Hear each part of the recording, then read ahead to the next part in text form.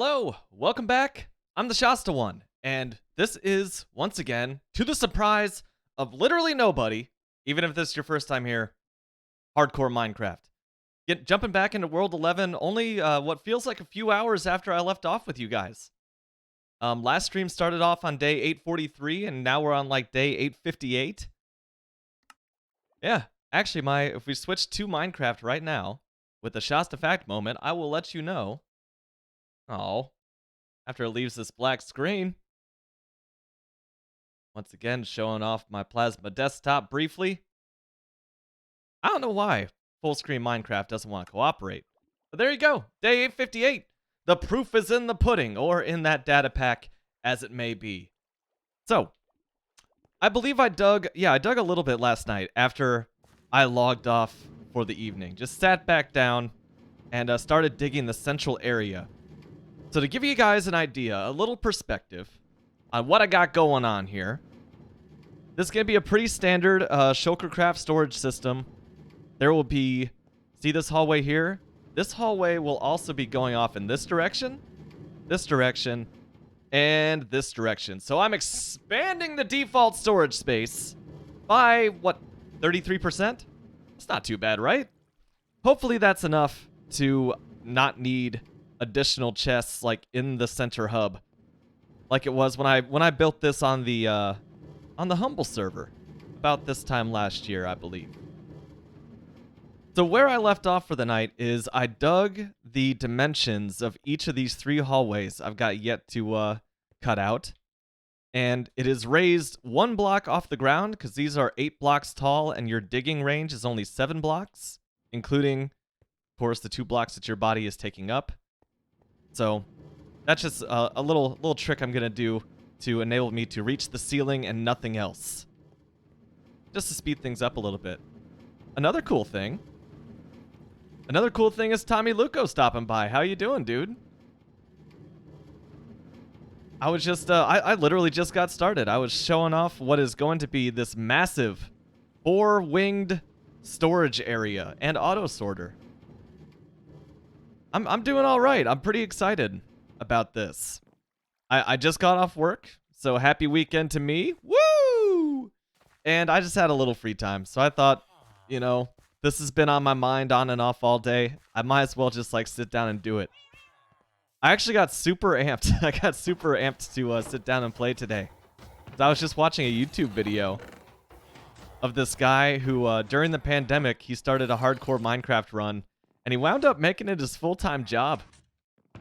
Just out there living the dream, just 8 hours a day, surviving on his hardcore world. And I was like, damn, dude, that's awesome. That just makes me want to play.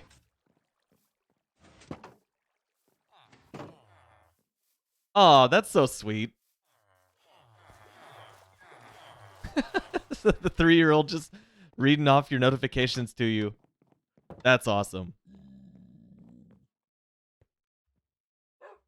Yeah, at 3, gosh. I think that me and my siblings, I'm not sure about 3. At 3 or 4 was when each of us started being able to read. My older sibling taught themselves how to read just by watching the Weather Channel. Just like, you know, they had the local forecast every few minutes or whatever, and yeah, got a leg up on the other kindergartners by reading off Partly Cloudy. That's awesome, dude. That's a proud parent moment for sure.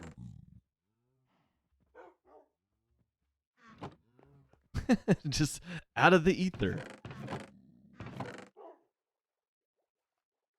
So here's my storage problem just exemplified here. I just keep adding more chests to my second floor just because I'm out of storage space up here. A lot of it's just getting all that dang stone, man. I'm sitting on a lot of mined smooth stone right at the moment.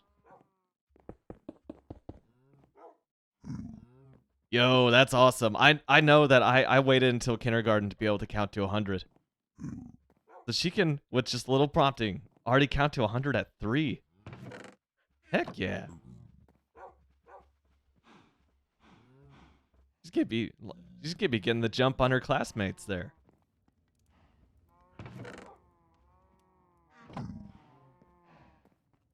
2.0! Yo, welcome back. It has been a while. Not too much has changed here. Has it?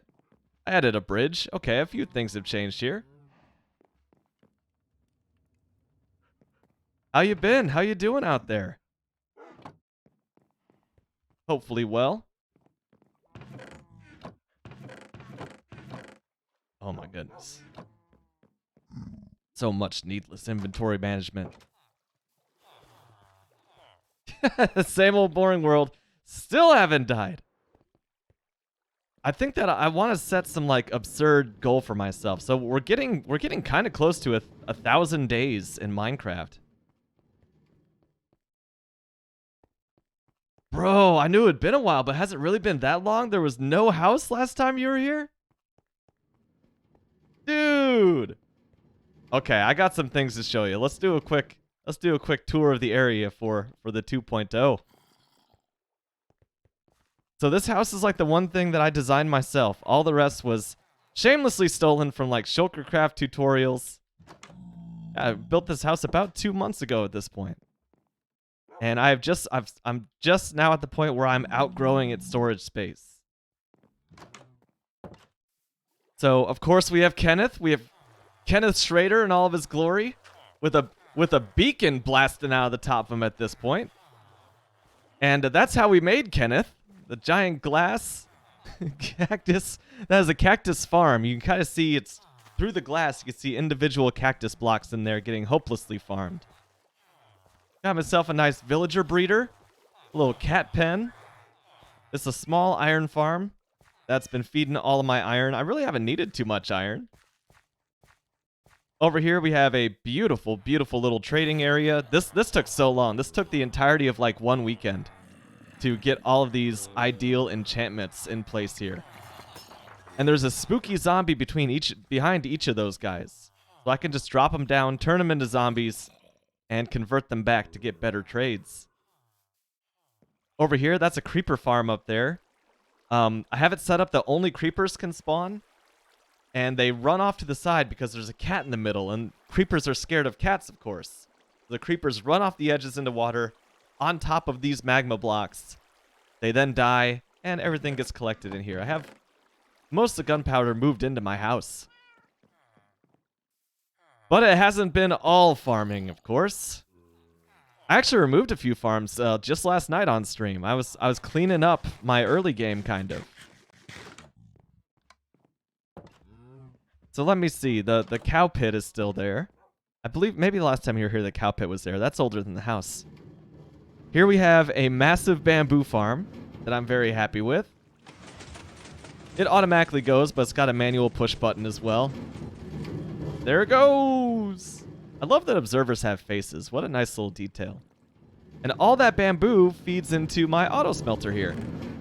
And nothing is currently smelting. I got some goods in here, but not much. And I guess I have a stone farm in here as well, but like, I don't really need it. All the stone gets collected in there. It's a nice touch. The 2.0, this is easily the farthest that I've ever gotten, like, from a technical perspective in a Minecraft world. So there's home right there. You see, you got nice basic little sugarcane farm. That, I believe, that's all potatoes right now. Cows. There's my house. Got a nice path leading to this majestic bridge.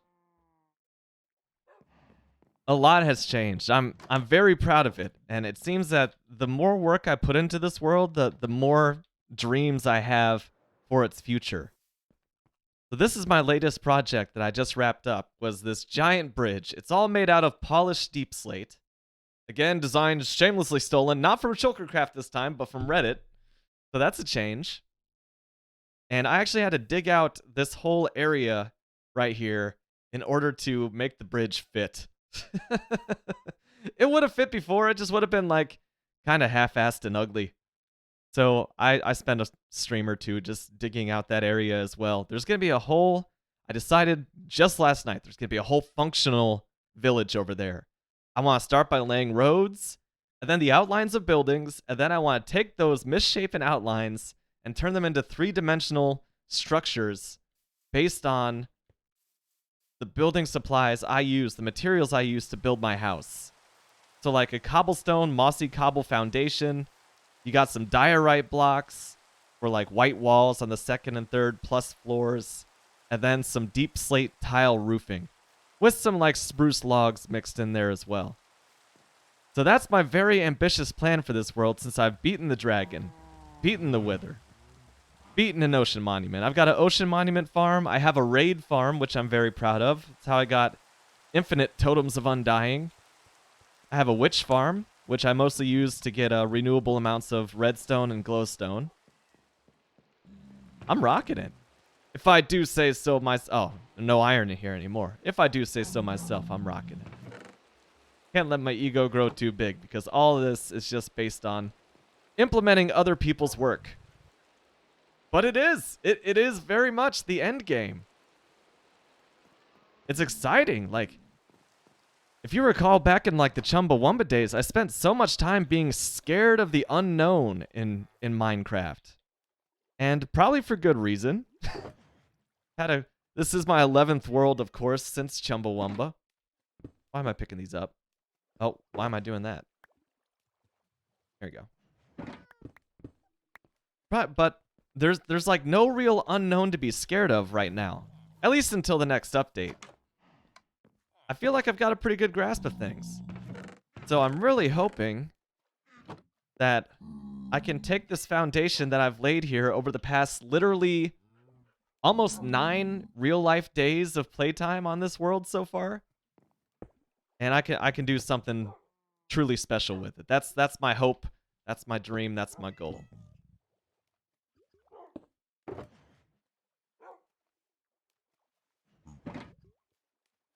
Tommy says a while ago, I was kind of lost in my tour there, I should go 100% achievements and do a challenge of living without armor for 10 in-game days without sleep. 1 totem of undying, all weapons and potions allowed. Oh, that's interesting. That's interesting. I don't think I've come this far to like gamble like that though. That's the scary part. And I understand how funny it is to use that specific metaphor, that specific word with you, Tommy, poker player. I don't know, man. Oh my God, they're all so full. Okay, we'll add a few more chests down there for all the stone that I'm picking up. Did I not have chests? Did I use them all? Maybe I did. Fortunately, I've been waging war against trees here lately. I got plenty of logs to work with. Bang. Bang! 32 more chests. Don't even have to think about it. Looking forward to the day when all of this is auto-sortable. This is getting absurd, dude. I'm sorry, Walter White's Pizza. I gotta move you. Had to make sure that was still open. And we'll put like Walter White's Pizza. Oh, that's right. Paintings, when you place them, they will try to occupy like the maximum amount of space that they have available. So if I place it right here between the log and this slab, then it'll just be small, if a little tall. Let's see. What if I do this? I don't even know what that is. What is that? I don't recognize that painting. Is that one that Micah added?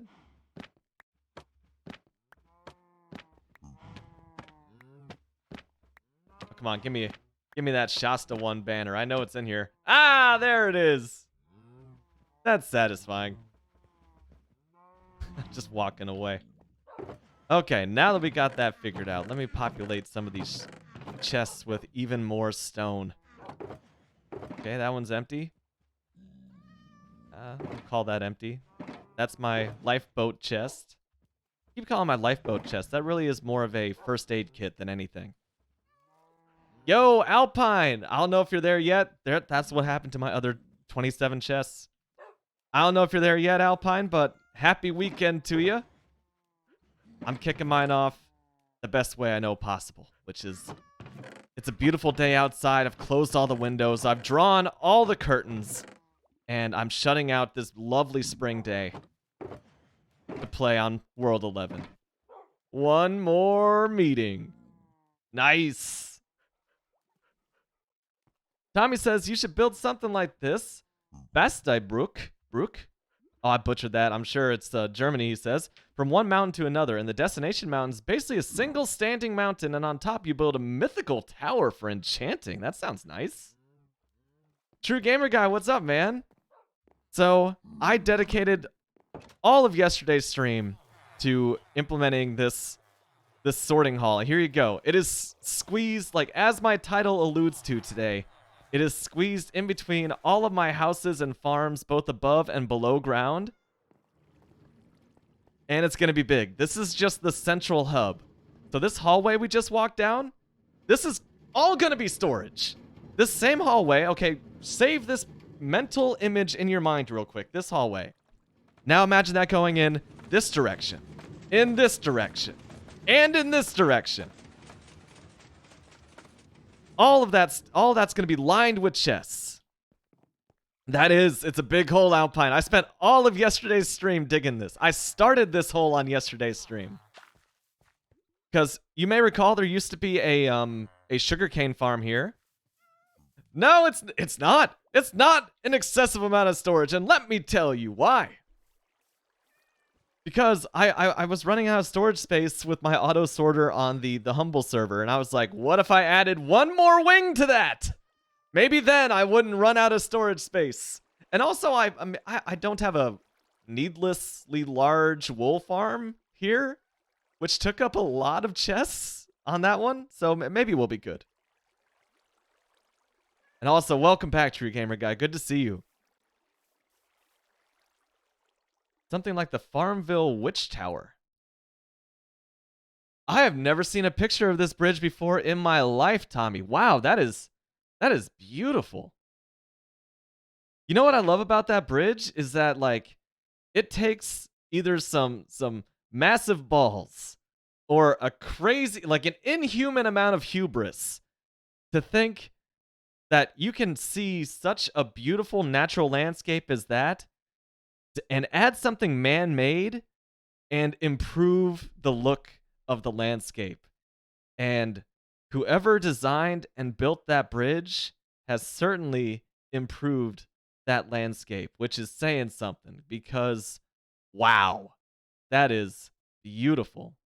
I'll pull it up. I'll pull it up here real quick so you guys don't have to click, and it's just like forever immortalized on the stream, you know. Just look at that. Look, just would you just look at it? Zoom in. That's so pretty. And just the mountains in the background too, man. There's so much going on there. Oh, I didn't even see that little. That's not a little house. It's just little from my perspective. And I hope that's like a little gas station down there selling beer and cigarettes at the base of the mountain. But this is beautiful, dude. That truly is some Minecraft inspiration right there.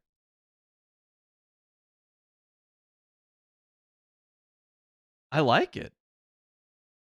So to go back, I'm jumping around. I'm jumping around the chat, but I did not use a haste beacon. My lone beacon is still imprisoned inside of my massive cactus.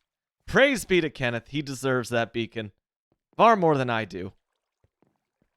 It's like, you know, and it's like leaving your best food from the harvest at the foot of the statue of your ancestors. I'm praising Kenneth by giving him my greatest achievement, which is that beacon. Dude, it was so tough just getting enough netherite to make this armor. Like, look at this. Like, your boy is fully upgraded. Like, netherite everything. Alpine, I even made a netherite hoe. I made it, baby. I couldn't even imagine the amount of work it would take to make a netherite beacon. I mean, I actually can because I watched a very thorough YouTube video of a guy who made a netherite beacon in hardcore mode, and it took him like 3 months. And I got so much more I want to do that I could use that 3 months for, you know? This, oh my god, it's probably, I don't know if you stopped by at all yesterday, Alpine, but it's probably a good thing you didn't because none of this was with Haste 2. This was yesterday's stream. I was rambling into the mic, hanging out with you guys, and just enjoying the gentle pop, pop, pop of blocks. I also had a Spotify thing going on in the background too, so like there was some stream music playing yesterday. I might throw that up just to give you guys a little relief from my voice. So to give you guys an impression of just how close this thing is to the surface and to my underground farms, that cobble right there, that is the ceiling of my bamboo farm that I was just showing off to the 2.0. And of course, that's the sky. So we're not that far beneath the surface either. We're very, very shallow. A very, very shallow hole underneath the mountain. WODZ, yeah. I've actually, because, you know, YouTube is YouTube and they're just creeping on all aspects of my life. And also because I have a YouTube channel now, which basically I just upload my full Twitch VODs to as a video archive. Subtle advertising. But they've been... their algorithm has been recommending WODZ videos to me, which is nice. It sure beats just like a whole pile of like Joe Rogan podcast or whatever that they usually recommend to me. Yeah, man. I was watching, let's see, what are the big names that have been thrown at me? One was WODZ. One, of course, was Philza. I think he's probably the most famous hardcore Minecraft YouTuber. And then, it's like Jam Bams or something like that. He's this big old fat dude with a beard from the American South. Got a nice pleasant Southern accent that I can't emulate. And he's got quite a few videos. I think he streams like 7 days a week, dude. Like it's literally that guy's job, which is crazy. Yeah, you know, I was watching that guy who turned hardcore Minecraft into his full-time career earlier today. And of course I was like, what if I did that? What if I just played Minecraft for 40 hours a week and just begged for subs like the rest of Twitch? You know, it's like in the Lord of the Rings, whenever a man picks up the one ring and he instantly gets corrupted by all that power. Like those were the kind of thoughts that were running through my head. It's just absolute evil, you know? But the things that guy did, like he built a flying machine to dupe TNT and drop TNT onto the main Nether Island, completely cleared it out, turned it into like a giant fishbowl from like a giant statue of himself throwing a trident with like all sorts of sea lantern lightning spiraling around him. And he did it all in hardcore survival, of course. And I was looking at that and I was like, fuck, dude, I'm outclassed. I can't touch that level of dedication.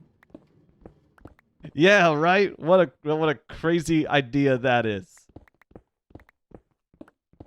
My thing is that, you know, sometimes I come home from work and I'm like, I talk to Zeta, of course. I get these things off my chest where I'm like, some days when working in tech, I think this is inevitable for everybody. You just have those days where you come home and you're like, man, I'm so fucking done. I'm done. I hate this grind. Everyone's stupid. and I gotta implement some crazy things. The expectations are crazy.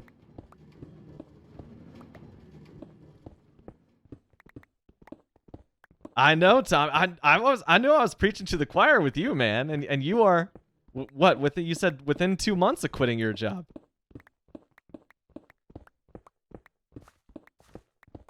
I don't like, as much as I love Minecraft, as much as I'm obsessed with this world, like, as you guys know, my streams usually like they're 2 to 3 hours typically. Like, I've done some crazy ones, like 7 hours, maybe a 9-hour stream once upon a time.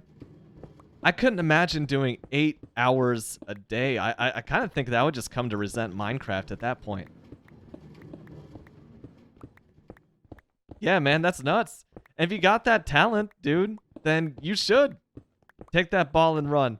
And if there's ever a gap on your, you know, if that doesn't go on your resume, if there's ever a gap on it and you want to like re-enter the tech world or something, just tell them that. It's like, look, I was making more money with poker than programming. So do you guys think that, or IT or... So yeah, you just say, look, can you guys offer more money than this? Because this is what I'm making in a month at the virtual poker table. What you got for me, baby?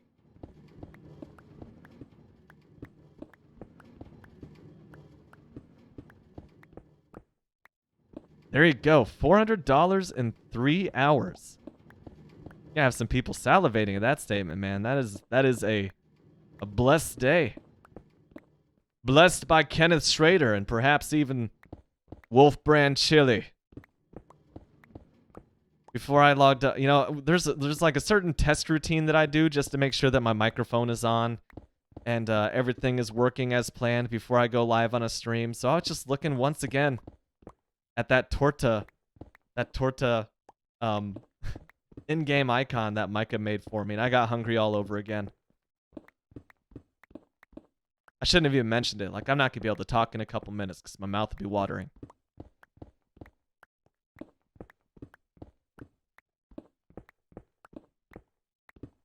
Only $150 in 2 hours. That's cool, man. I was just I think I told you I was listening to a story that was posted in the New York Times about guys using like poker trainers and the new like AI that allows them to, you know, analyze their moves after the fact and say like, oh, this was the move you should have done. This is the move that you should have done. A story. Yeah. Every so often I catch a little bit in my voice that, and it depends on who I'm talking to too. Like, I definitely do a bit of like channel switching depending on if I'm talking to somebody from the South or not. But every so often I hear like a little inflection in my voice that's like, oh my God, I've been living in the American South for a little too long. Pick up a little twang. A tracker, that's the word I was looking for. I do have an iron farm, Alpine. It's a pretty humble one. Like, don't get me wrong. It's right here. It's just 3 villagers. It's just one tiny little collection area. And what I realized, like, this is a very humble farm. It doesn't net me that much iron, but I have so little use for iron thus far that, like, the returns I've gotten out of it, it's been way more than I've ever needed. Here you go. So I have almost 1 single chest of iron blocks at this point. I'm almost there.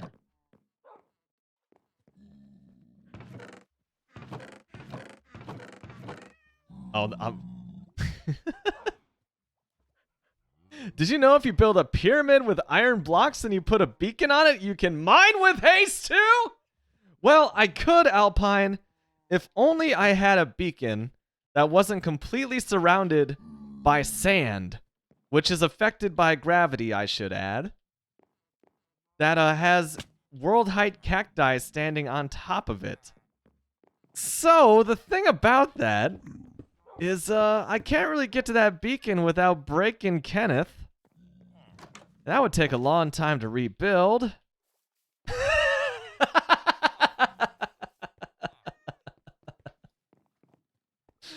This is actually not a legitimate Minecraft hardcore stream. This is actually a long-running social experiment to see if I can break one single Twitch user by stubbornly insisting on not using the beacon that I so barely earned over the course of this run. Welcome to the Breaking Alpine Giant experiment. He's not quite broken. He shifted into caps lock only once, and that dude was in all lowercase and not caps. So there's a small amount of exasperation that we can still tap into as I break 1 block at a time.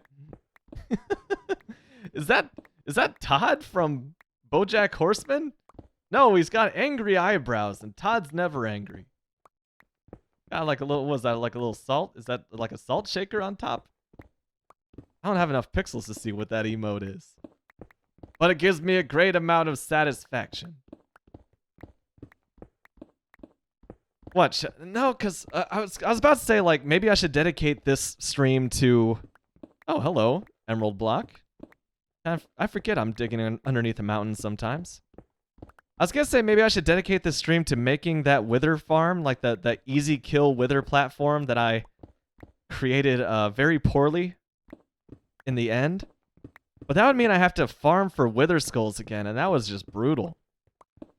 And there's still like a process that I need to go through before I can make a Wither Skull farm, which can net you 3 skulls like in the span of minutes. So I still got a little ways to go, as Group Love would say.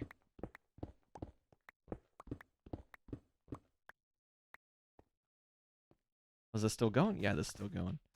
Oh my gosh, I'm seeing Group Love in about 2 months. That's pretty exciting.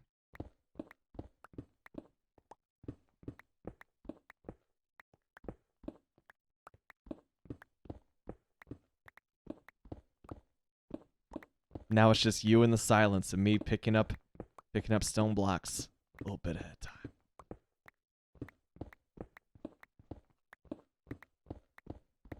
Yeah, after the stream was done, I just walked away, talked to Zeta a little bit, caught up, you know, cracked open a beer, and I was just throwing down blocks. I was listening to, of course, the theater production that I'll be providing drums for in about a month. Basically, just want to listen to those songs to death, so like they're burned into my brain. And even if there's like performance jitters as I get closer to the big day of the performance, I just operate on autopilot, and I don't even have to worry about the jitters getting in the way. That's exciting. I was about to ask what you were looking forward to tomorrow, Tommy.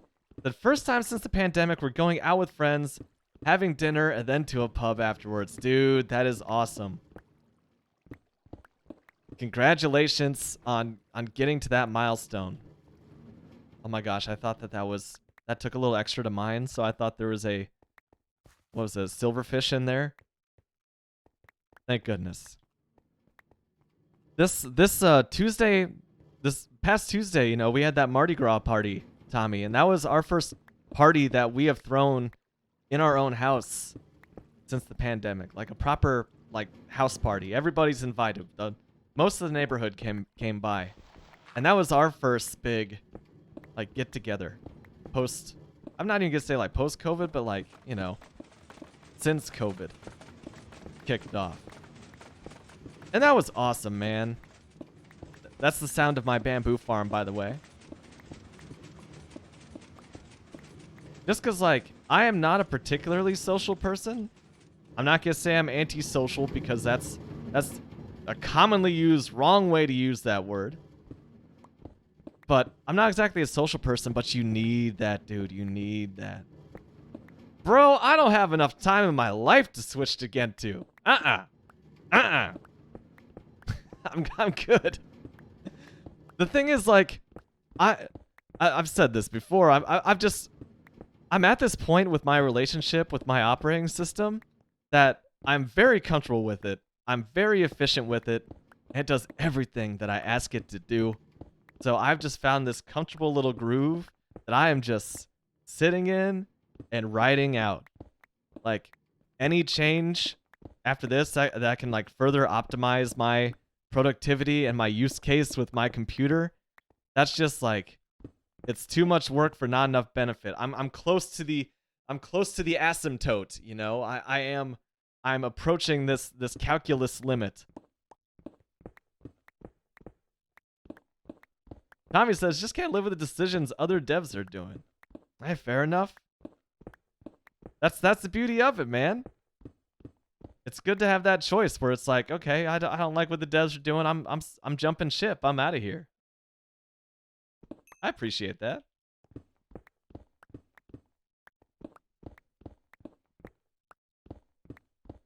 Gotcha. Yeah, man, I've got a pretty basic use case for my PC. Just like, I play video games on it. I, you know, just have my Office suite. I have just a few different, you know, programming and development Linux native apps that need to run on it. And that's it, you know?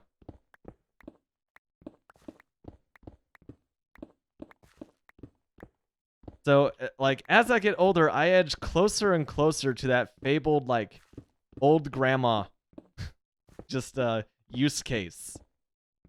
Does it have a web browser? Okay, I'll be fine.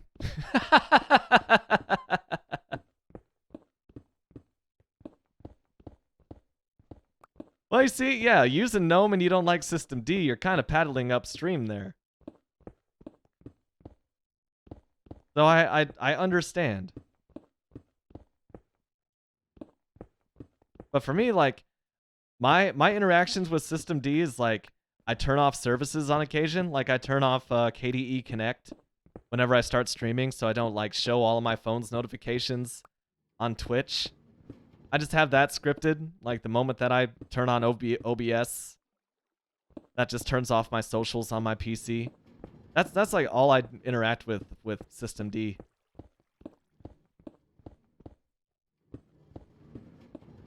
And I'm just at the age where it's like I gotta pick my battles about things that I am passionate about.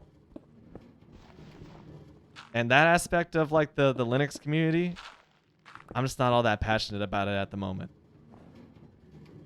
Yo, was that an actual snow block? Guess I'll have to like set down a shulker box to truly find out.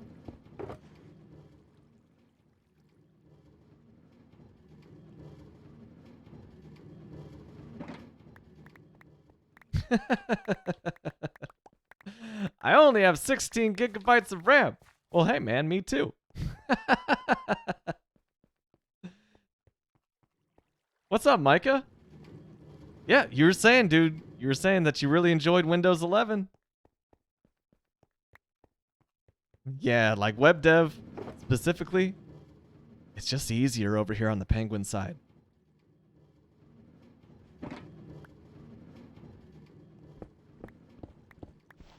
Basically, like, I have a lot of respect for the .NET stack. And I still think that Visual Studio is... I think it's the best IDE that I've ever used. Like, they've successfully just made it comfortable. Very, very comfortable. And outside that, it's just easier to stick to the old Linux side of things.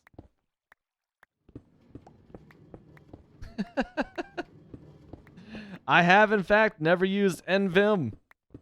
I never, you know, I've thought about adding like the Vim keybinds extension to my Visual Studio Code / VS Codium. I was like, meh. If I have to use a text-based editor, then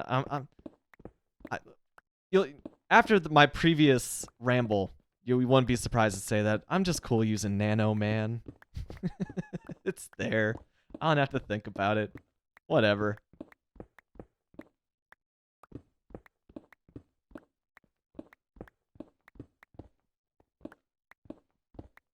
I feel that. Micah says VS Code is great, but every other part of the process pertaining to web dev, absolute pain.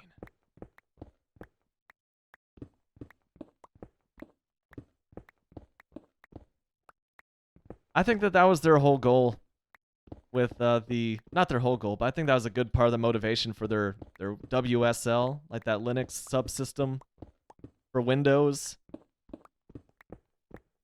I'm not gonna say it. I'm not gonna pronounce it like the goofy way that Microsoft insists on it being called, because that's just dumb. But just making like web dev and whatnot just a little easier by just giving you a little Linux API to work with. Well, a full kernel at this point. Guys, it's the weekend. I don't want to talk code. Shit. I just walked away from this like 45 minutes ago.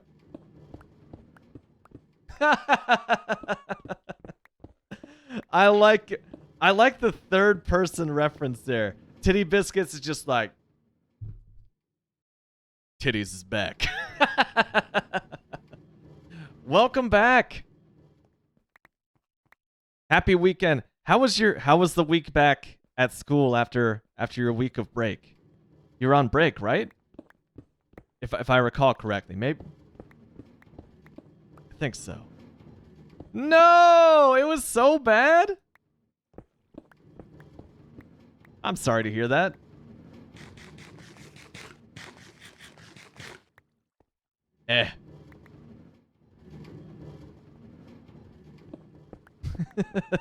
Tommy's not letting this subject go. He's like, how can I take this uncontext prompt prompt and switch it back to operating systems. And in fact, they did.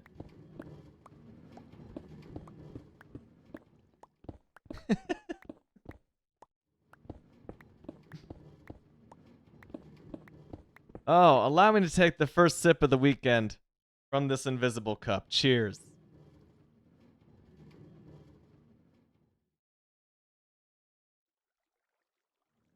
Oh, there is a delivery on my doorstep.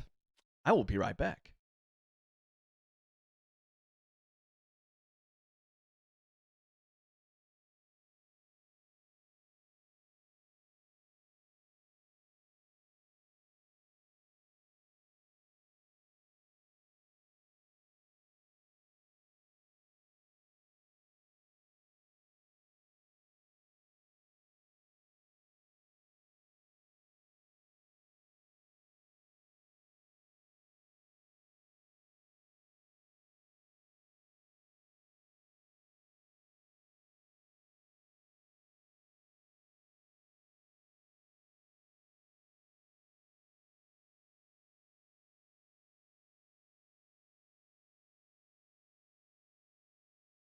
How neat is that? They send you a little notification that says, hey, you got delivery on your doorstep. You should probably come and pick this up, even if you're currently occupied by streaming Minecraft.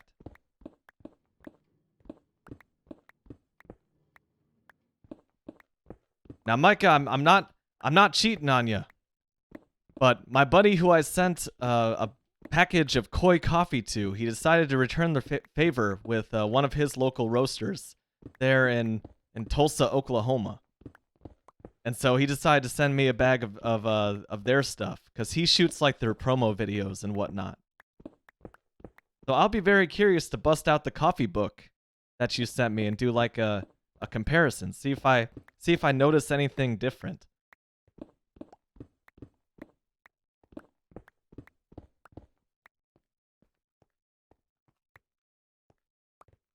Got a few rogue stacks to clean up here.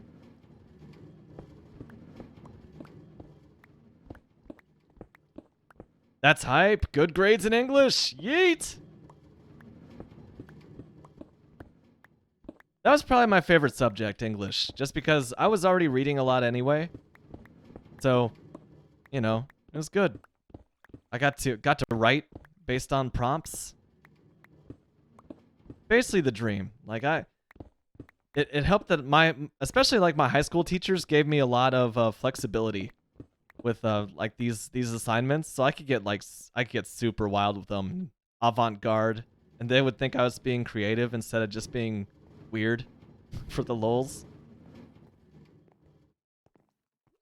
Yeah, I don't know what a level 8 is either.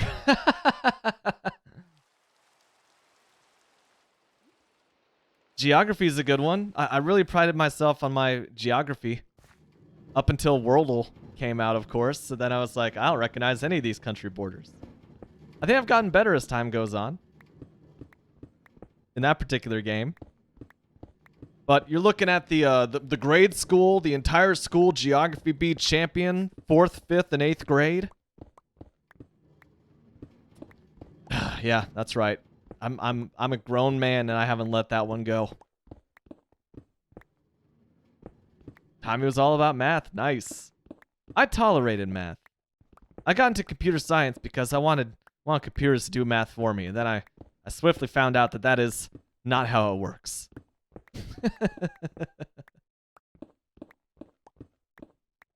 I can relate with that too, Micah. I did have a general loathing for school just because I was such an anti-authoritarian bastard as a kid, where basically like I'm still like this to this day. If someone tells me, like, if you even imply that you need help with something, I will jump all over it. I will jump through hoops to help you out. If somebody tells me to do something, my first reactions can be like, who the fuck are you to tell me what to do? So, you know, being instructed in class, oh, that was a rough one for me.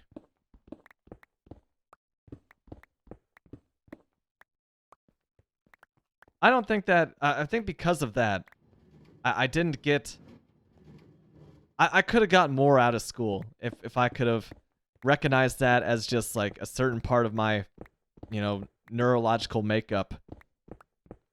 And not just like, this is how I'm going to be forever.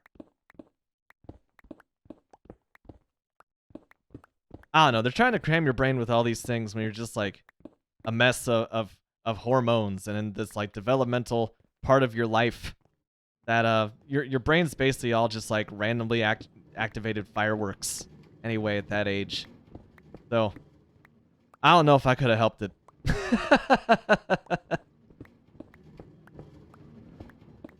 Yeah, I don't. You're right there in the thick of it, Titty Biscuits, and of course, like you can't objectively observe something that you're just like smack in the middle of. Micah says his mom was a teacher, was super hard about school, and yeah, that's definitely a recipe for burnout. Some of the teachers don't even care about anything other than just doing work for every second of the lesson. No talking, just work. But the conversation and the dialogue, like that's gotta be a part of class, right?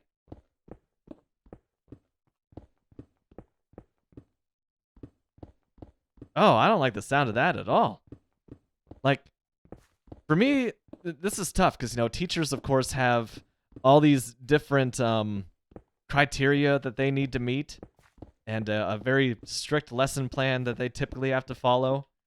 So it's not like they can, you know, they have so much flexibility.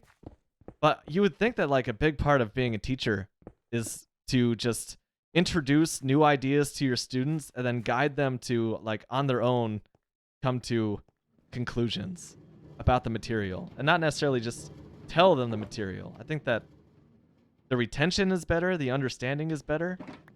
If you just find a way to, this has to be, it's got to be like herding cats. Like the conclusion I'm coming to is that being a teacher is just not easy, man.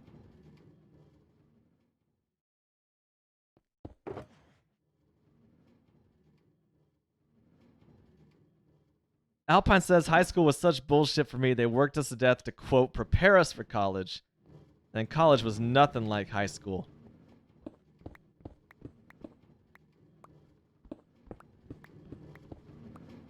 Yeah, I can also relate with that. Well, yeah, it was interesting for me going from a very small private grade school to a, you know, decently sized rural Midwestern high school to going to a flagship state university. That was a lot. I don't think that like any amount of high school can really prepare you for that kind of transition. Or any amount of grade school can prepare you for that inevitable public school transition either. And yeah, for I don't know, for me, like curriculum wise, definitely the first couple years of college before I decided on my major, they were definitely like a loose extension of high school. You know, just like the next step of math, of English, of chemistry. And then, of course, it really ramped up when I said, hey, I'm at the end of my sophomore year, and I would really like to get a bachelor's of science in computer science in 2 years or less. Was all of this English and foreign languages good for my degree? No?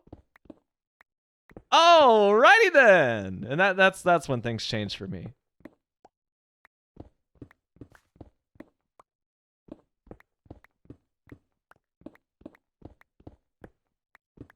I feel that, Titty Biscuits.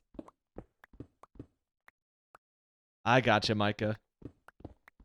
Micah's mom was a great teacher, strict but fair. My favorite kind of teacher. Shout out to Mrs. Lyons. She just expected too much at home. That would be tough, dude.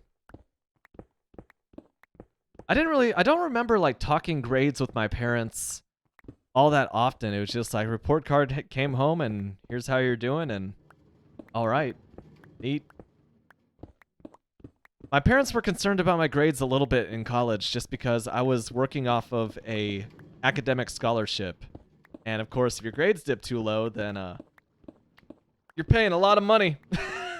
That's a lot of money. So a lot was riding on me maintaining those that baseline of quote unquote excellence.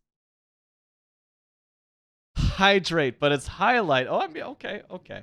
I'll let that slide, Titty Biscuit.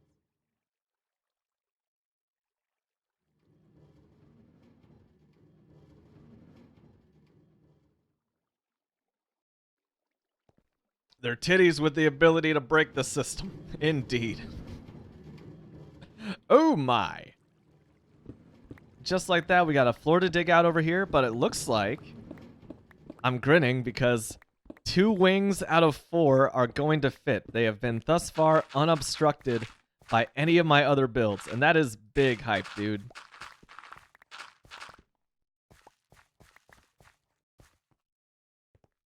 Man, you see, I feel like going too hard on like after school programs. That of course that's gonna burn you out. That's so much. That is so much of a child's attention span. That's so much to ask of a child's attention span. It's like school after school. Of course, you could be like, this is some bullshit. I want to be playing dodgeball. I want to ride bikes. I could see that building up resentment pretty quick.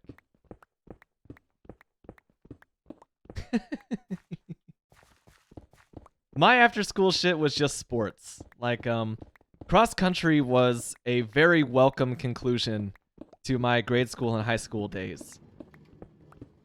And yeah, you know, it was literally a workout. It was hard, but like the camaraderie of that was just very much needed after just what I considered to be, you know, some real BS. School and gaming and sleep, hey, it's a lifestyle. It's a lifestyle.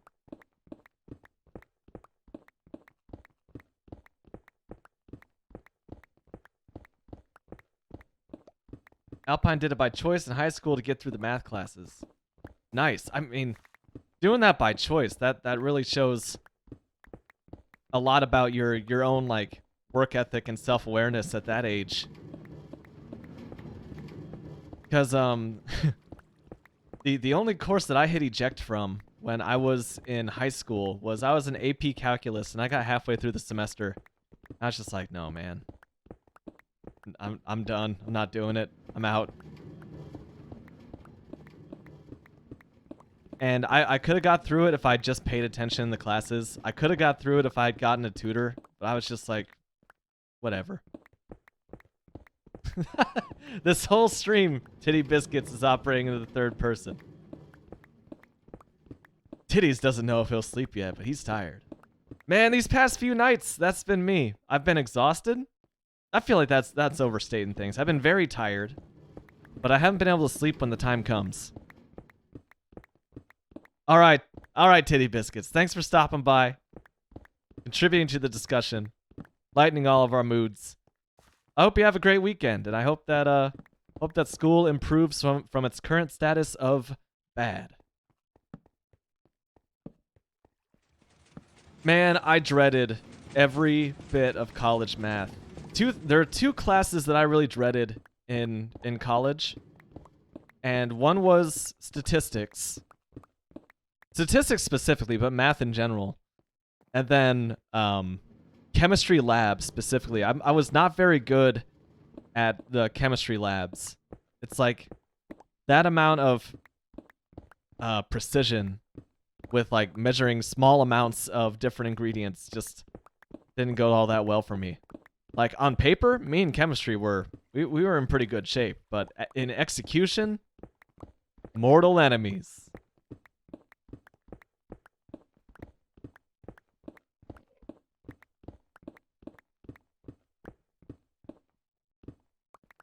I did take chemistry. I took Chem 1 and Chem 2. Because up until the end of my sophomore year, I was liberal arts undecided. I kind of thought I wanted to go into journalism. That's what I went into college for, was originally journalism. Before I balked on that, I was like, I don't know, man, this internet thing seems like it's taken off. And then, yeah, I just got really into putting Linux on my laptop, and the rest is history, as they say. Decided I'd want to get into computer science.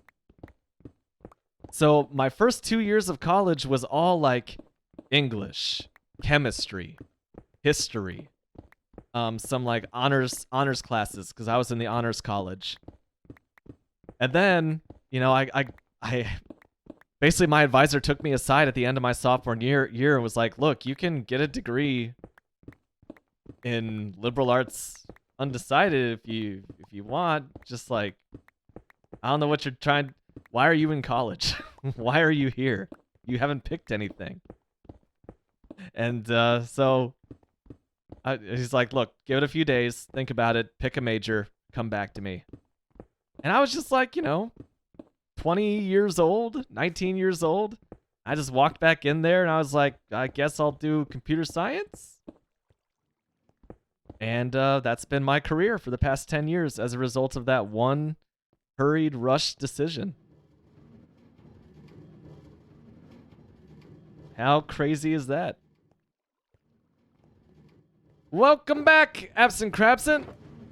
2 days in a row over here. And you haven't missed that much. As you can see, I've just been continuing to dig out all this good stuff. That's true, actually. All of those weird liberal arts undecided classes that I took my first couple years, that definitely made it extremely easy to get a bachelor's of science and not just a bachelor's of arts in computer science. So it's not like it was all for nothing. It's just that I loaded up all 4 years of electives, essentially, into my first 2 years.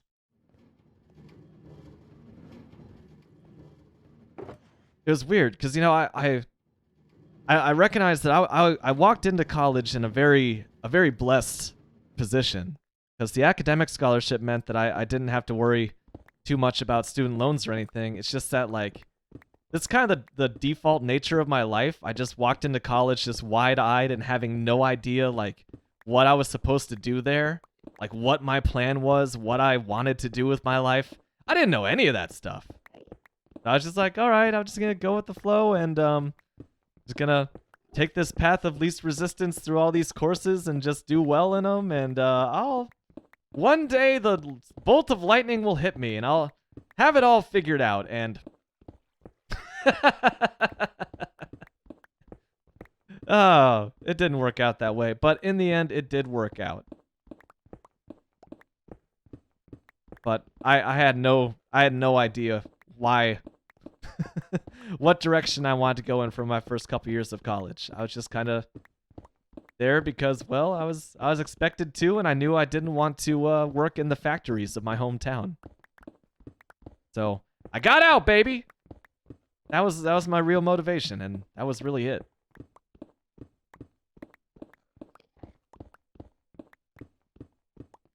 So compared to a lot of my contemporaries, that took a pretty unlikely path to the life of a software engineer, as my job title would actually be.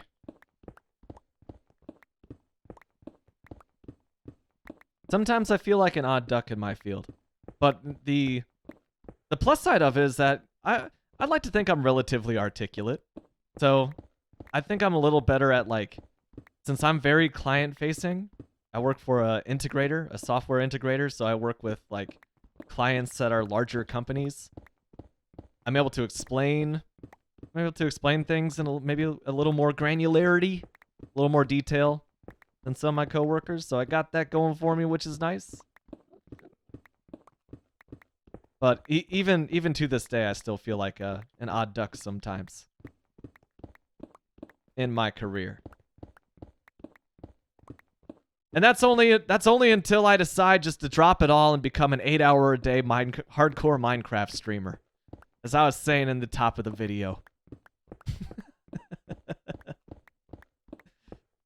Mr. Shasta, we see here on your resume that you have it says 10 years of programming and software development. And then what's this gap here? It says you were what? A hardcore what? Is this legal in your state? Is this something lewd, Mr. Shasta? Well, sometimes, depending on how, like, dark my language gets. Micah says, I thought I knew all that stuff, and about a decade of college classes later, finally got a degree I still don't use. But I think that I think there is value in getting that degree, just because like the amount of mental change and development that occurred in me, like comparing high school me to college me, it's not like I got smarter. It's just that like I started to get it the world as a whole started coming together. And also, I mean, part of it was just cultural. Part of the benefit of college for me was that I left my very, very homogenous, like very, very white, very, very like Protestant hometown and went to a place that is just notorious for like racial tension and just a more variety, a mix of cultures. And that just allowed me to grow a lot as a person. Just that's what I would describe as an intangible, right?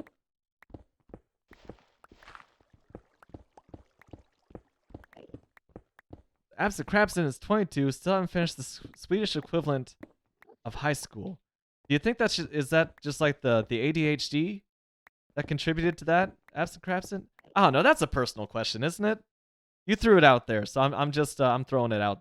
I'm throwing it out there as well. You keep in mind that you're under no obligation to answer anything like that. I feel like I'm putting you on the spot. But I think that too, Alpine. Like either you deal with some amount of imposter syndrome in your career, or like you are such a fucking narcissist that you're probably insufferable.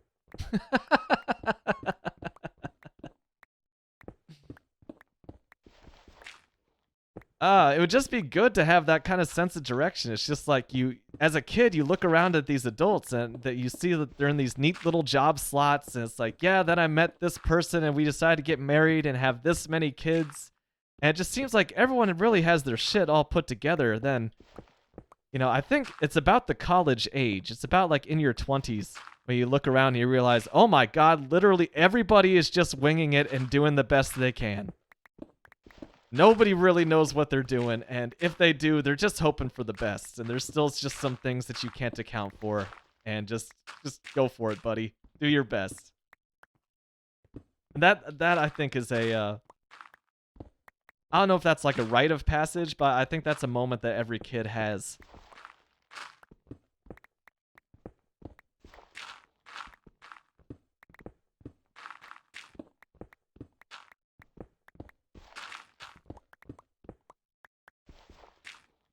And there you go, Micah. Like, you did use it to build your business website. Yeah. And there you go. It also opened up Micah's worldview. That's definitely... And I'm sure that's an intended benefit of it as well.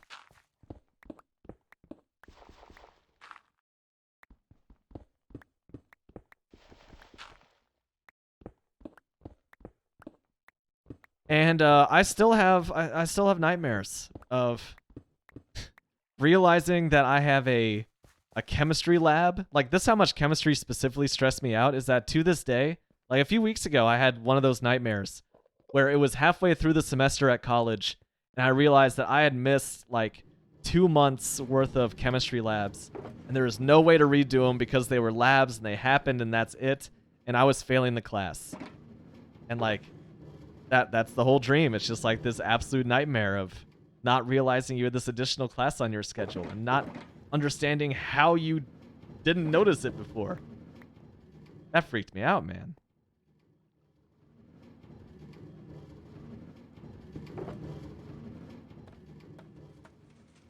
Oops. There goes the bamboo right beneath us again. That's so cool, man. We're just right on top of it.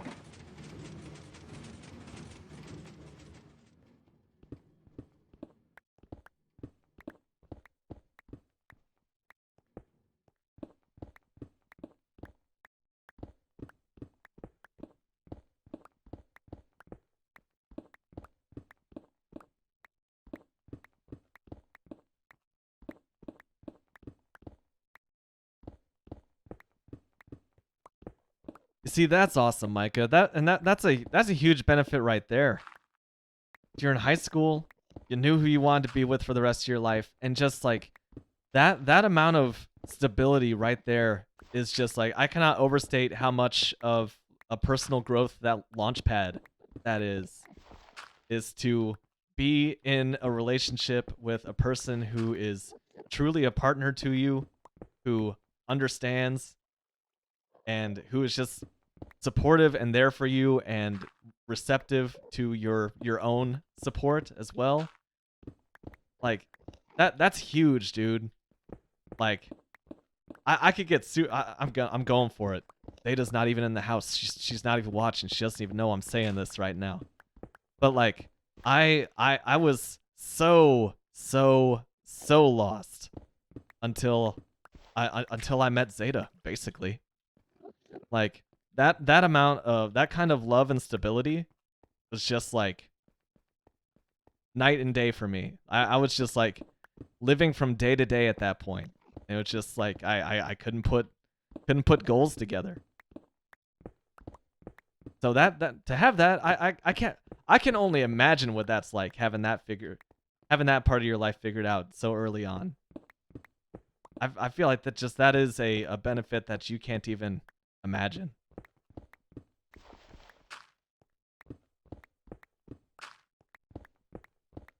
I think that like the end of college hit me pretty hard because I just spent 4 years like I spent all of high school having no idea what I wanted to do with my life. I spent all of college having no idea what I wanted to do with my life, and I felt very railroaded, just like the path of least resistance. Okay, they say I should go to college, so I'm going to college. And once that was over, it was just like, oh my god, I'm an independent human being now. I actually have to set my own course, and I don't know how to handle this.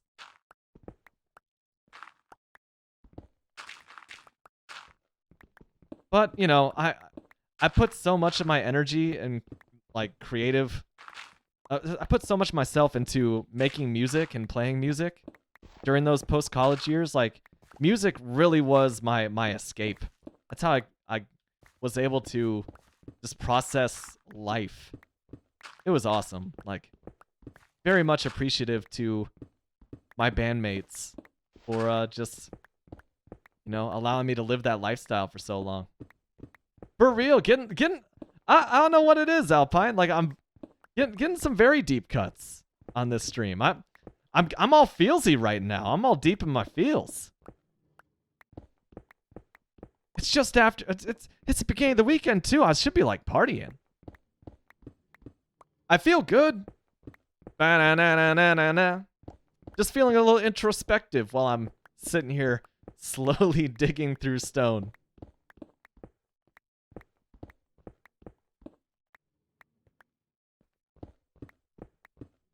Absa Crafts says, so when I went to high school, severe depression that made me unable to go to classes.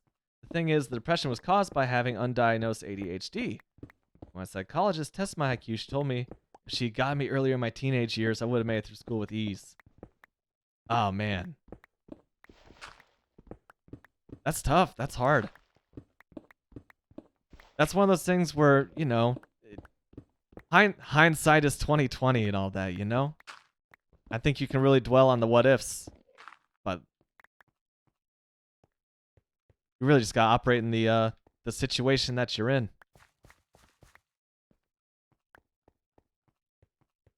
Ugh, that's rough though.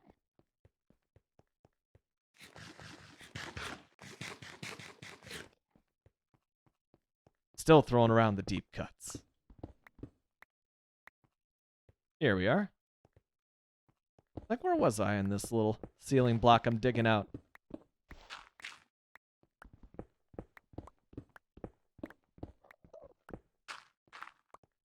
Again, this is like your, you know, pretty regular Shasta 1 stream reminder that I still haven't, like, talked to a professional about any of that, what's going on up in my brain. And I think when I do, I'm gonna be like, man, I could have had a handle on this way sooner.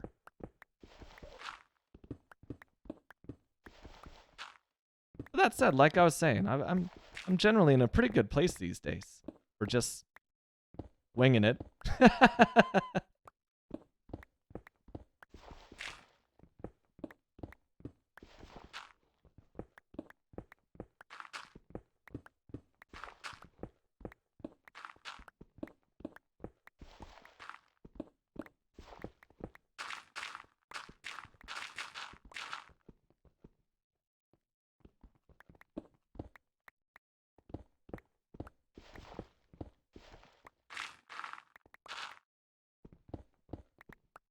I remember you telling me that story, Absent Crabson, and just seeing it referenced again is just, I find that enraging on your behalf. Like, I get a little knot of anger in my stomach for that. Ugh.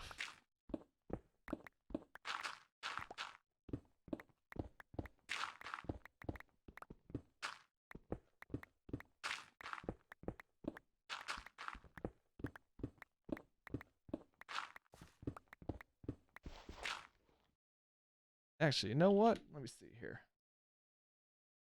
Let me see here. Pick up right where we left off on the, Oh, yeah.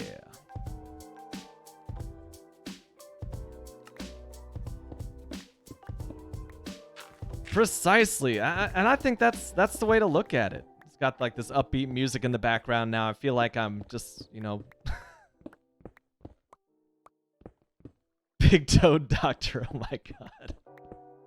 If only that doctor had smaller toes. But yeah, that's the attitude right there. You're past that. You're getting help now, and you're only 22.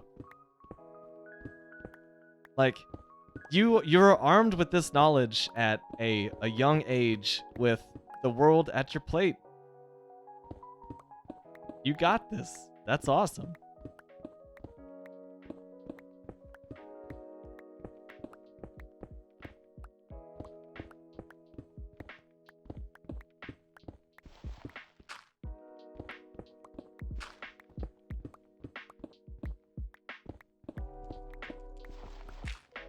Whew, man, I'll deepen my feels on this stream.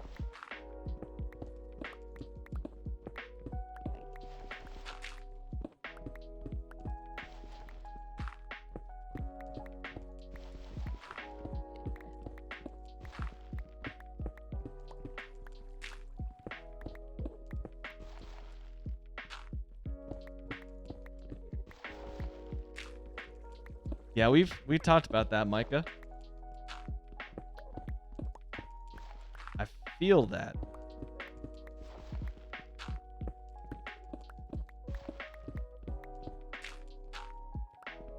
That's something I spend a whole lot of time just like years really just dealing with, fighting, accepting, and doing my best to understand. All on my lonesome, which not always the ideal way to do it. I would say maybe, I don't know.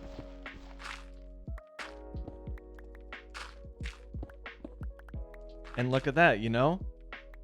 Your struggle's it's not all about you either. It helped Absent Crabson's brother, you know? You know, get help with a similar thing. See, that's awesome. I love that perspective.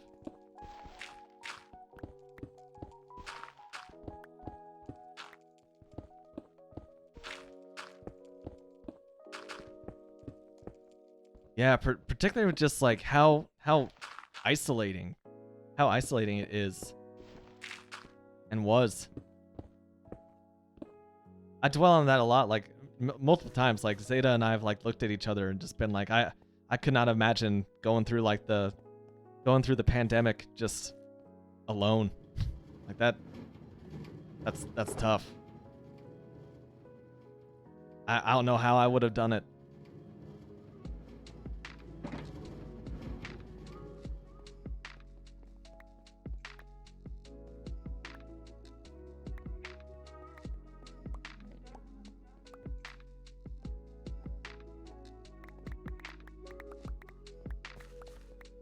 Yeah, like it's unfathomable to me. Like that is a branch that is a possible like timeline that I can't even like. Usually I can take a prompt and I can start to put together like a story of how it would play out, and like that's a thread that I don't even have a second step to. Like I don't even know where to begin with that, like how it would play out.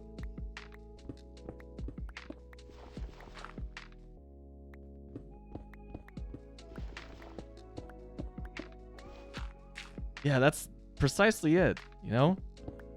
And that's a good feeling, you know? It gives that suffering a greater purpose. If it helped your little brother out, I mean, come on. It was for something.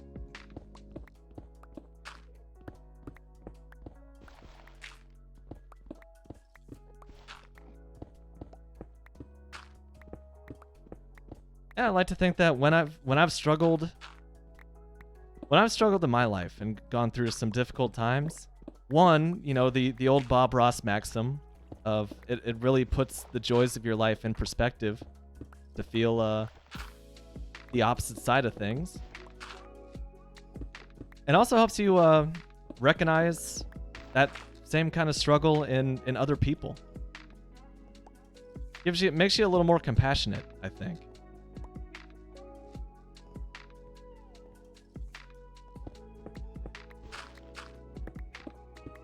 And you know, Lord knows compassion is something that everybody needs to have in mind, and maybe doesn't have as much of it as we as a collective species should probably have.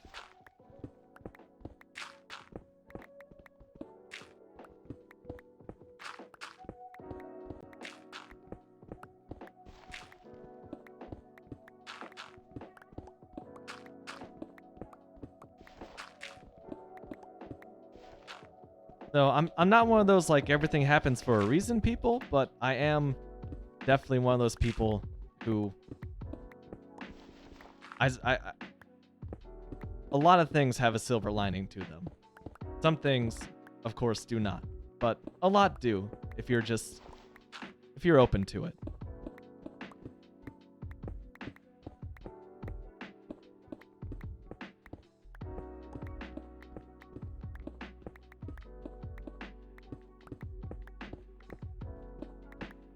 I wasn't even paying attention. My pickaxe is getting kind of low in the durability. Gotta head back over to the end and get that XP farm rolling.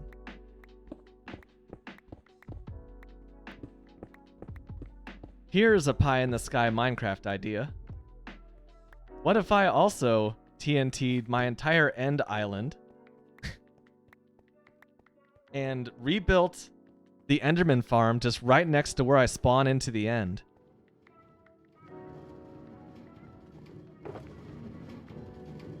That would be a stupid amount of work to save like only a few seconds of travel each time. But like, I'm in this for the long haul. What's a guy to do, you know?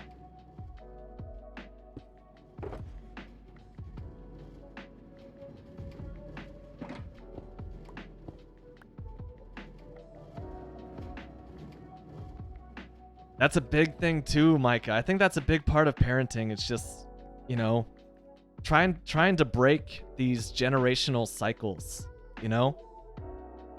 Take what negative experiences have been inflicted on you and make sure that doesn't get passed on to the next generation. And you hope just, you know, one generation at a time,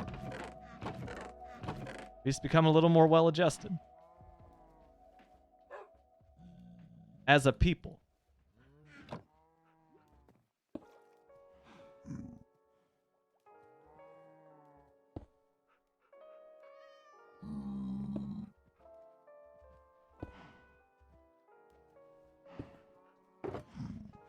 But this soundtrack, it sounds like we're all having like a deeply personal conversation in the middle of a fancy hotel lobby. Okay, there's a little drum beat in there to mix it up a little bit.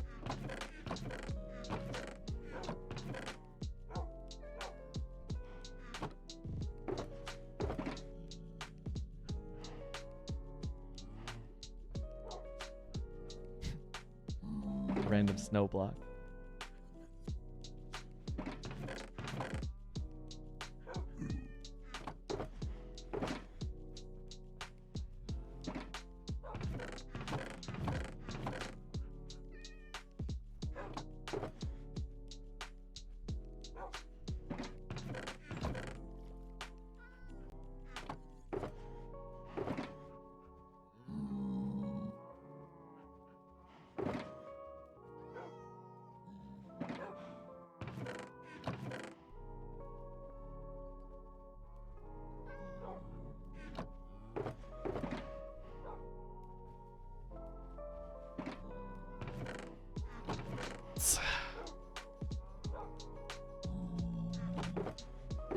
Someday I'm gonna be using all of this stone for something, and I will be grateful.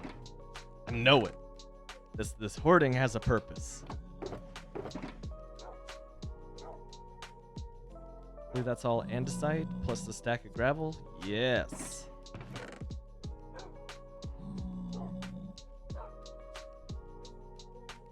Nice. Okay.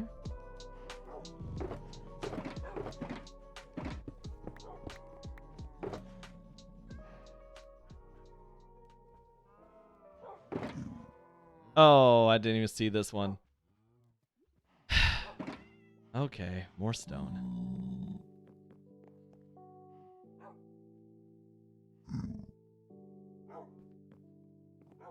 Actually, this might be fun.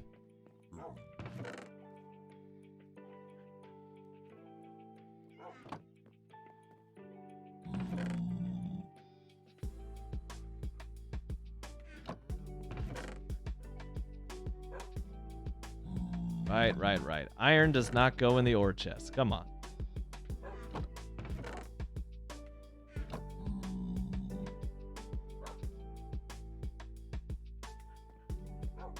Wood.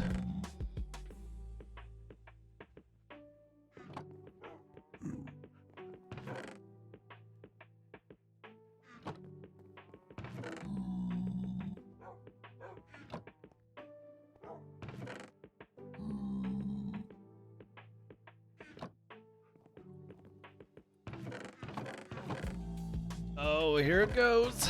There we are. I knew I had some dirt over here somewhere.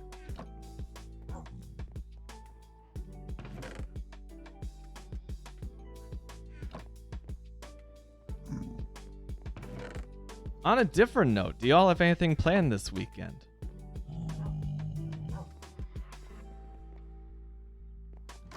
I got one thing that caught my eye.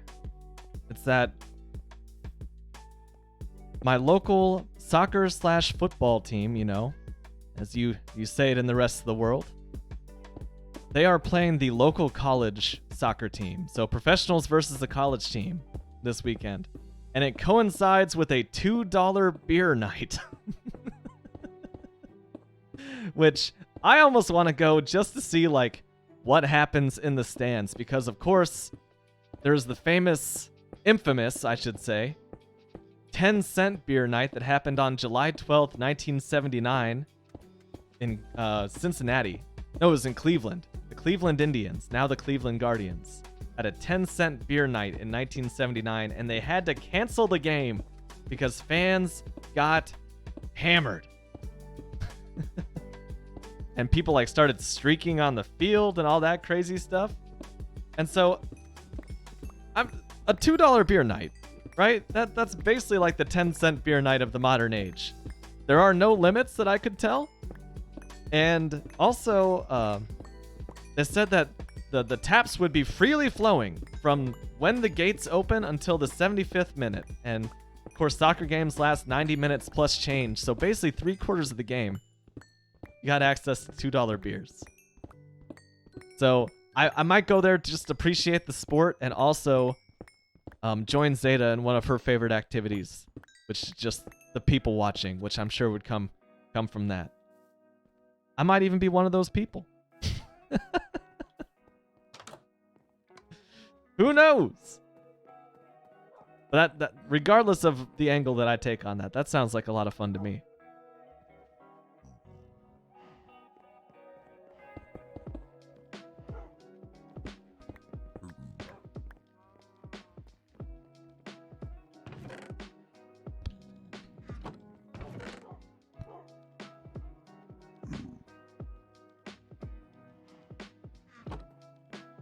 go ahead and top off those fireworks.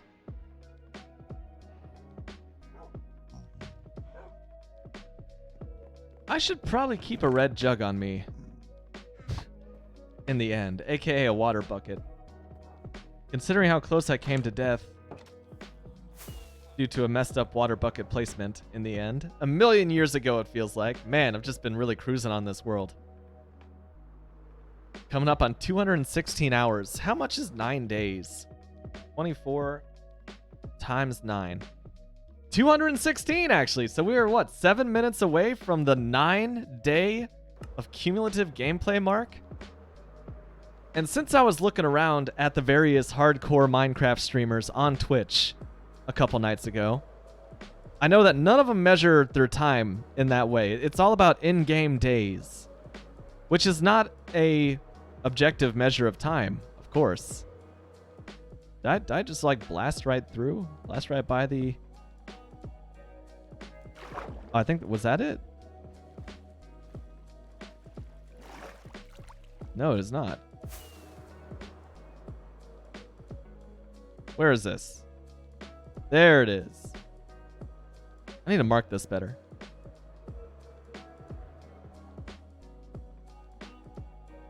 Nice.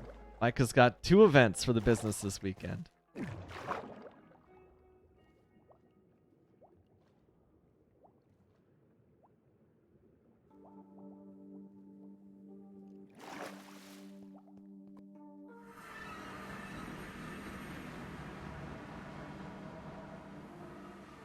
Oh, good. My bed is still placed, so I think that when I go through the end portal, I'm going to respawn in my settlement by Fremont House, which I very rarely call by name.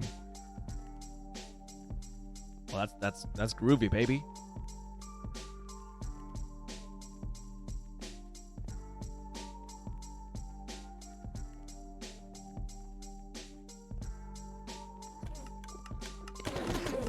This can be very loud. Turn down your speakers if you feel the need to. Here we go.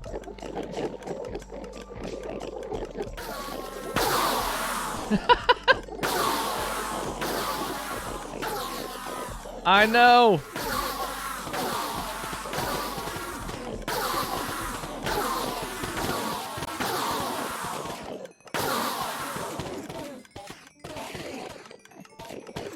One was put together by the shop we sell in, says Micah, and it's supposed to be just letting the coffee come see who we are. Maybe buy a cup of coffee. That's cool.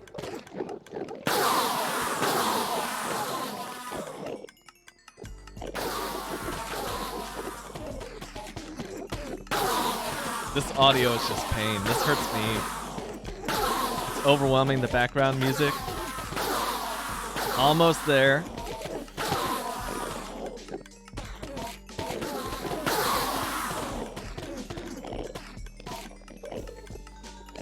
All right, we are good. That's yeet. I'll put that right there. Gucci, baby.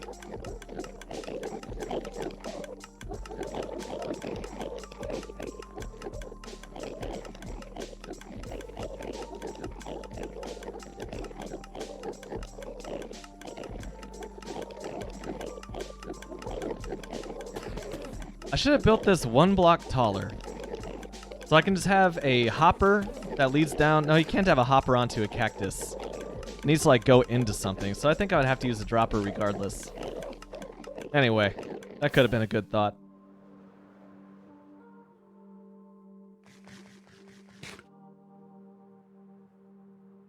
One of these days, I'm going to have a bee farm in here. Because bees only operate during the day, and here, it's forever day. There is no nighttime in the end. In the end, the time of day doesn't even matter. Yeah, back to the green bed. Yeah, that was a pretty ham-fisted Linkin Park reference, of course. Kind of a hallmark of the channel at this point.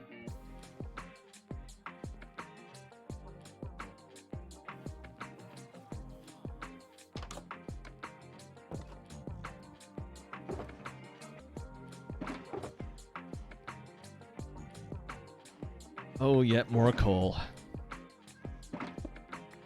Okay, got that one cleared out.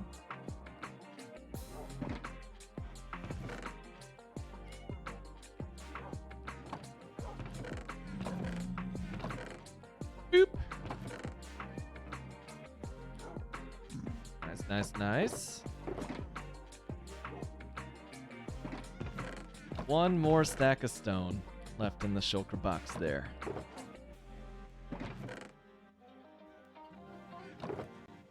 Now we're Gucci. And Micah says the second event is a normal fair/market thing, but we're donating a basket full of coffee equipment and coffee. That's awesome. We're gonna auction it off somehow. And the money goes to cancer research. I love it. Good old-fashioned fundraising there.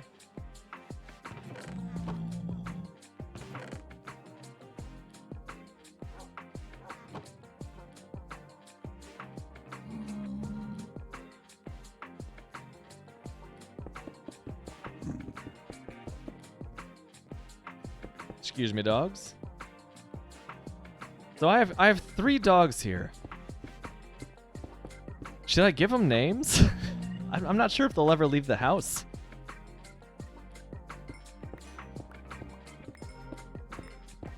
It just doesn't seem fair that my roommate, Philip Smokey, he has his own name tag.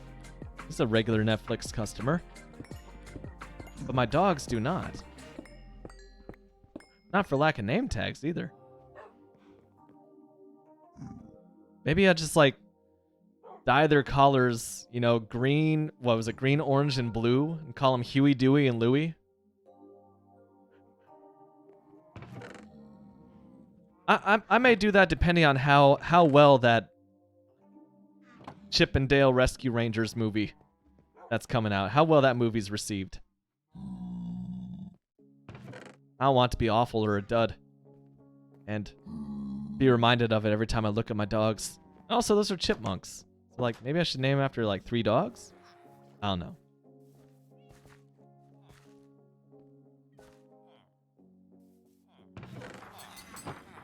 Oh, that's right. I emptied out that chest. I think 45. That's enough carrots.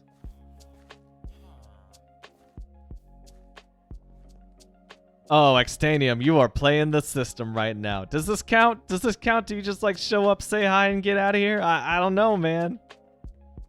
I don't know.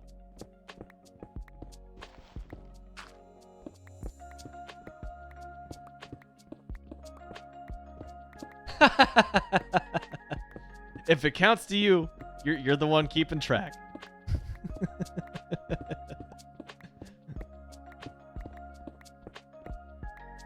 Extanium, before you go, I have 3 dogs. What should their name be?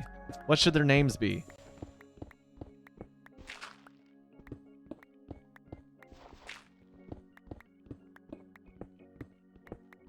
Currently what I'm wrestling with while digging out this massive area. We're almost 3/4 of the way done with the hull.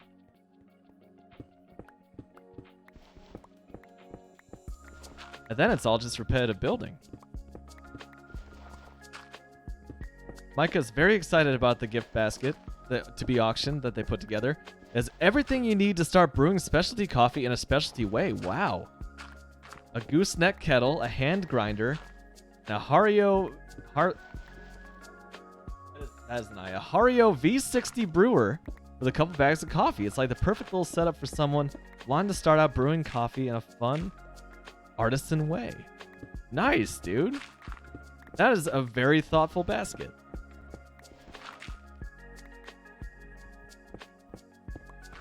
You may be kicking off someone's coffee fascination just like, and you don't even know it.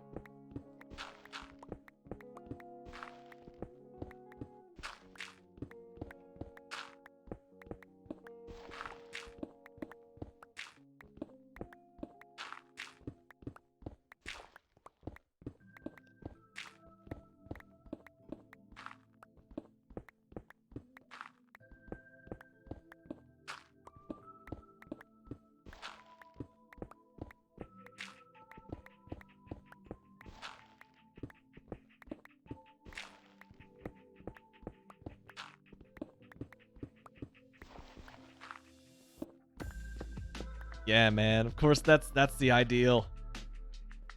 You are the bridge builder. You're building a bridge to make someone else's journey to specialty coffee more easy than your precarious climb across a very expensive ravine that looked like a lot of YouTube videos. I don't know, I was trying to extend the metaphor. But yeah, just building the bridge for the next generation of specialty coffee.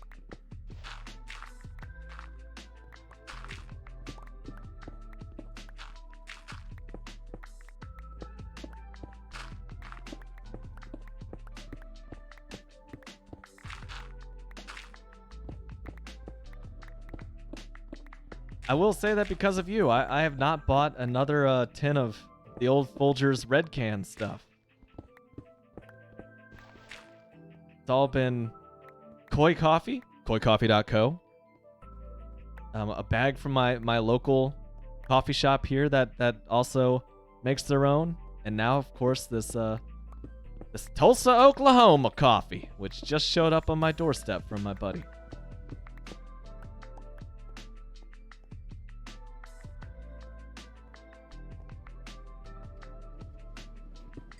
I don't want to mine this crap twice. Just gonna knock it out.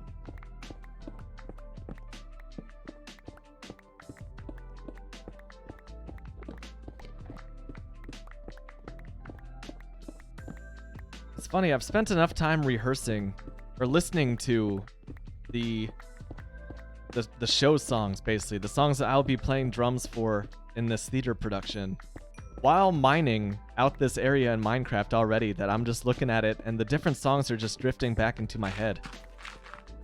Which is the issue I had yesterday on stream as well.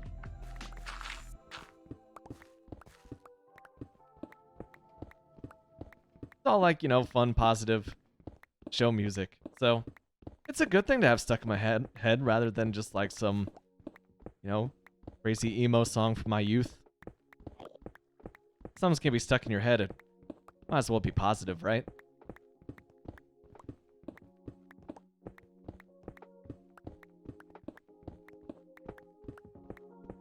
Like, I might keep that.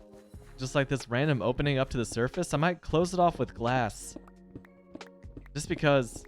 So the very first thing I made in Minecraft, back in September of 2010, it was an all-winter world, which was a thing at the time. That was like the first attempt at biomes. It was just like a normal Minecraft meadow world, except it was completely covered in snow. And instead of rain, of course, snow would fall from the sky across the entire world, not just a biome. And I dug into a mountain, but because I didn't know that torches were a thing in the game, it was lit by these skylights, and the skylights had like a tube of dirt around them to keep creepers and evil from falling in and killing me. And so that whole room was lit up by nothing but sunlight and moonlight. And this was, of course, pre-shaders as well, but the effect was beautiful. And when I look up and I see moonlight shining through that little opening right there, I think back across time and space to my very, very first Minecraft world, whose save got corrupted in a hard drive crash in December of 2010.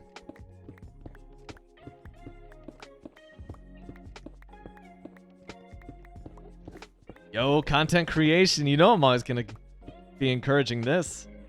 Micah says, I'm writing a script for a video series I want to do to teach how to brew good coffee. In the first video, not even brewing coffee, but rather teaching you what to look for no matter how you brew, or what you brew with, and how to adjust to get the best cup possible. You're 2 pages in. Dude, that's awesome. You know I'll be watching that. Even though I am an absolute barbarian, that I've moved up one step from where I used to be with coffee, is that I now grind my beans, thanks to Zeta's coffee grinder. I now grind my beans mere moments before I put them in my Mr. Coffee and press brew.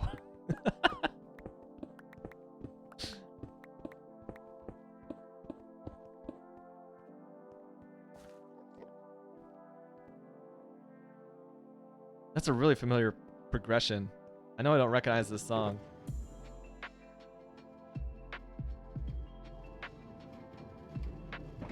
Single lonely cobble mixed in there.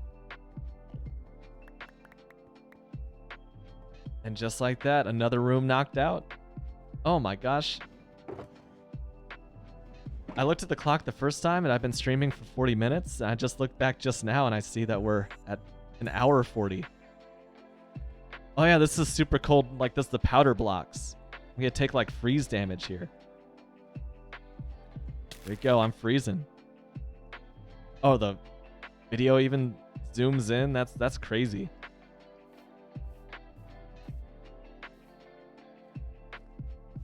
Whee! But yeah, just out beyond this fence is like, there you go. There's the cactus farm. There's the clearing. So there's gonna be like a small window here. Oh my. Yeah, I'm gonna have to like fill in that floor.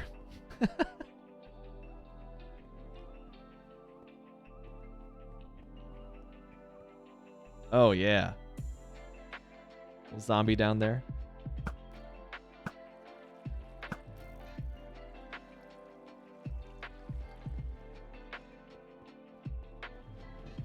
So I gotta watch my step while I'm digging out this one. Look out, man. Don't want to fall down there, use my totem of undying, and fall right next to a creeper and just end this world. Speaking of which, he's just right there waiting for me, dude. Oh my goodness. Not cool, man.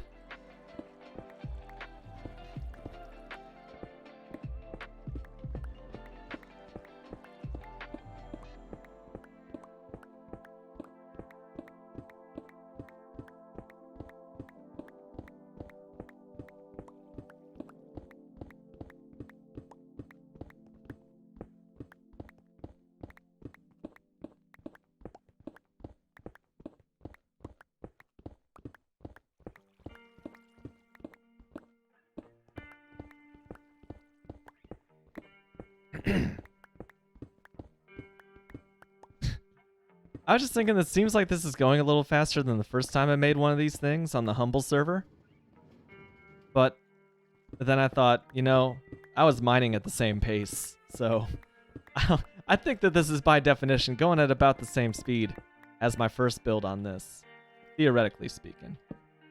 Oh my god, the creeper was right there, dude. What the? Ow. Ow. Oh, he came from up there.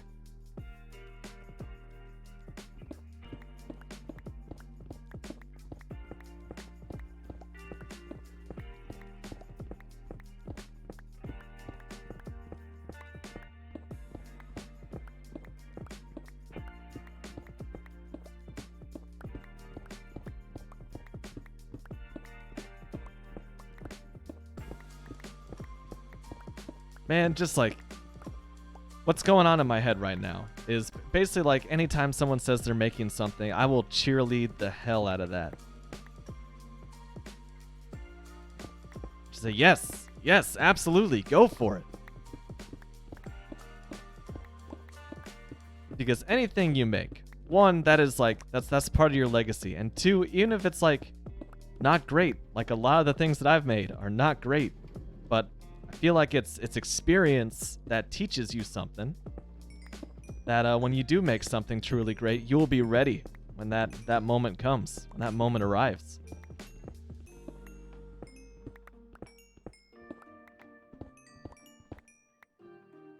Which is why, you know, I'm sitting here, I'm just digging around in Minecraft. But I feel like even making stuff in hardcore mode here, making stuff, even just making streams like this. I feel like this is building my experience in, one, just speaking my mind into a microphone, and two, just like thinking about things in a different way. Yeah, the argument that I'm making here is that your skills in Minecraft will translate in some unexpected way in real life somehow.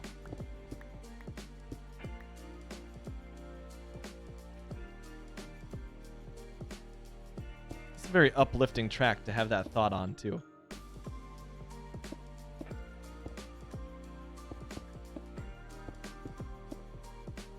Kind of sounds like a less blown out, less produced Matt and Kim drum track there. Oh god, oh god, oh god, oh god. Don't panic, don't panic. Keep it together.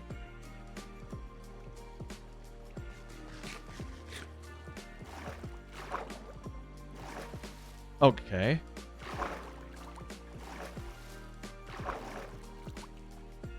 There's a lot of evil in here, dude.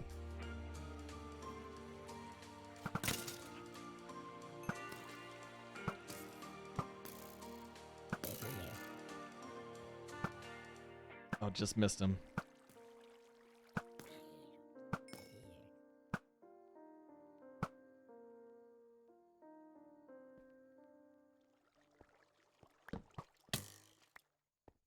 Ouch.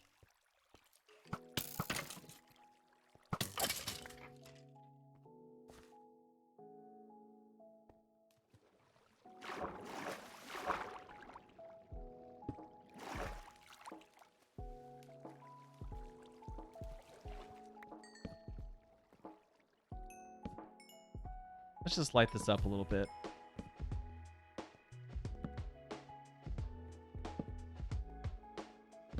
I don't intend on coming back up here, but unexpected consequences, you know?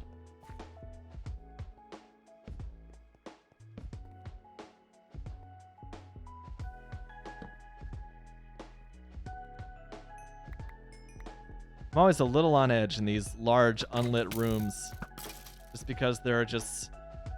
You can't completely cover your 6 in these rooms.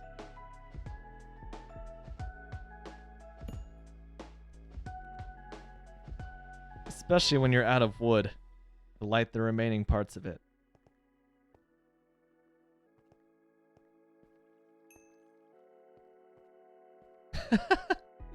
I got some things to catch up on in the chat real quick. Micah says, it feels good because while writing this script, it's making me feel like I am somewhat of an expert in coffee. Yes! And making me realize I know way too much about it. No such thing! Now I have to pick out, he says, what of that is important and make that knowledge digestible. There will always be someone who knows more than me, but I feel valid in my career. Yes! Yeah, that is a huge step towards mastery on a subject, is wanting to put way too much information into presenting the info to people and having that knowledge of that natural knack to curate it towards your audience, to whittle it down to the essentials and know enough to back up what you're saying. You don't need to say it because you don't need to say everything, you know. There was, I'm gonna butcher the exact quote. She's a writer from back in the 50s who actually, I believe she just passed away. She said like there's 4 different roles. A writer needs to have 4 different roles inside of them in order to make a good product. And you know, you need to have the insanity, which is the part of your brain that's just like compels you to write, and from which your mental muse from which the ideas come from out of the ether. And then you also need like, you know, a good editor as well to take what you've written and cut out all the fluff and make something that's just like dialed in and concise and moving or informative, depending on what your goal is with the writing. Anyway, completely butchered that. I'll probably look that quote up after this stream because it was really good and it deserves better than what I just gave it. But Micah says, oh, I really do believe these streams are important in my life. Aw, man. He says, this is where I de-stress from the day, catch up with friends, and you look forward to them. Dude, that means a lot to me because like I don't really think about these streams in that context too often, you know? I think about what the streams do for me. This is kind of what you guys get here is me de-stressing. So that's cool that it does that for you. And yeah, the moment that you say de-stress, I just walk into a completely dark cave and start taking arrows from the darkness. No big deal.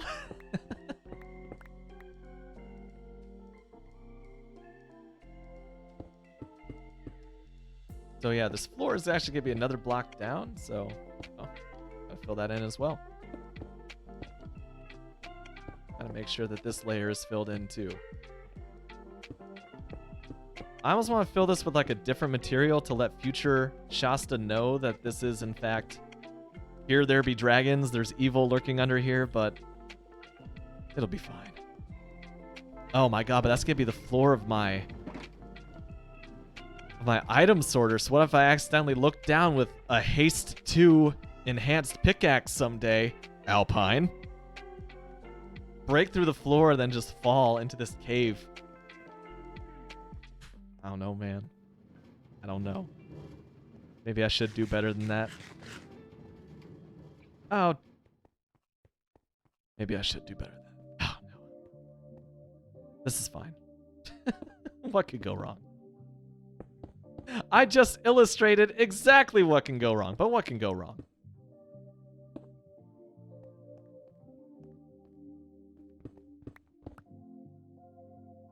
Inventory's doing pretty good. I need to go back for more torches, if anything. Actually, I'm going back right now just because I want to do this specifically. Whee! Now it's easy. Wonder how my iron farm's doing after like 2 hours of ignoring it. There you go. There's a good example of the return on my iron farm. It's not much. I think it gives me like, I think 680 iron ingots per hour, which if you look at basically the return of any other iron farm, you're going to get more than that. This is like the bare minimum you can get from an iron farm.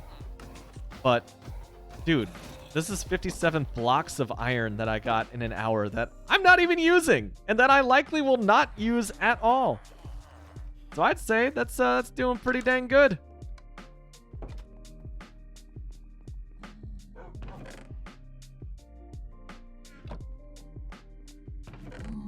I almost have my double chest of poppies filled up.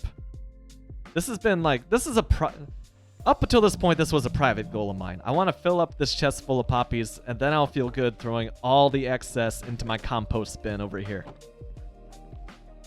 I'll have no need for poppies, like no need whatsoever, but it's fun to have a full double chest of them. I don't think I've ever had that. And I can still say that for the time being. Soon and very soon, that is going to change. Get this hopper out of here. I don't need these chests at the moment either. Yeah, I don't need those chests. We're good.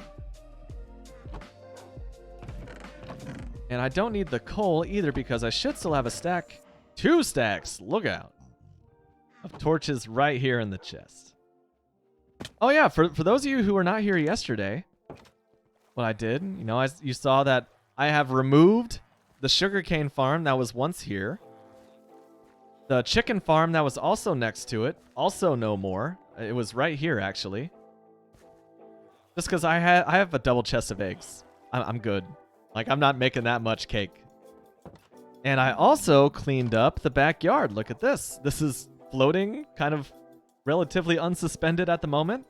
But there used to be, of course, a bamboo farm right here that I also cleaned up. Because initially, this item storage area was going to begin right here. I was going to start it this way. And then I thought that there is no way that that is all going to be contained in the mountain. And even if it was able to be contained in the mountain, like if I ever wanted to expand it, then I would still be constrained by the dimensions of that big old snow mountain. So I voted against it and decided I would build right here, which I am pretty dang close to confirming that this is going to work out. Cross fingers as we dig out the last remaining hall. Because once I dig out this area here, I'm done digging. Like, that's the full dimensions of this thing. Okay, I'm not quite done digging. There's a little behind the scenes action for making the item sorter. But for all intents and purposes, I'm essentially done digging after this one.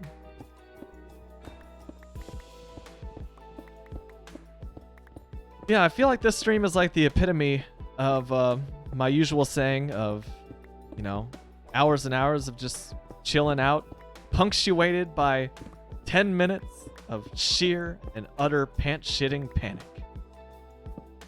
while I was taking on those skelly boys.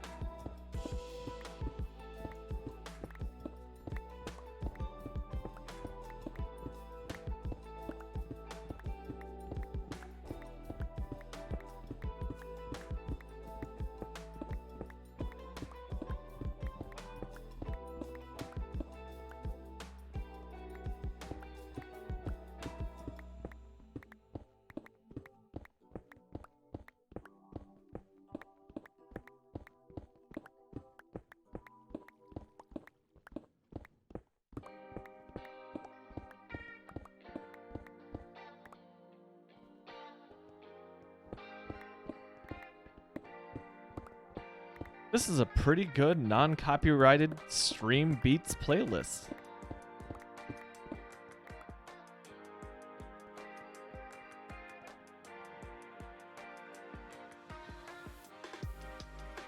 Just for my own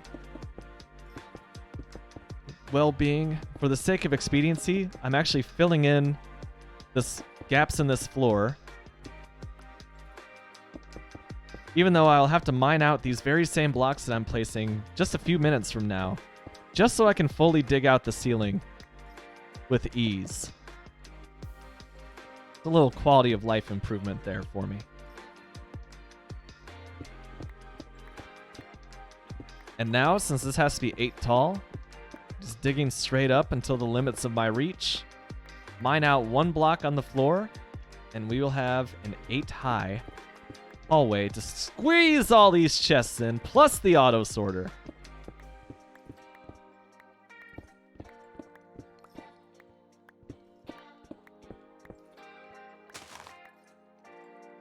Yeah, this is all powdered snow, so I'm not gonna get anything from it. I wonder if I can, yeah, I just fall right through. That's fun.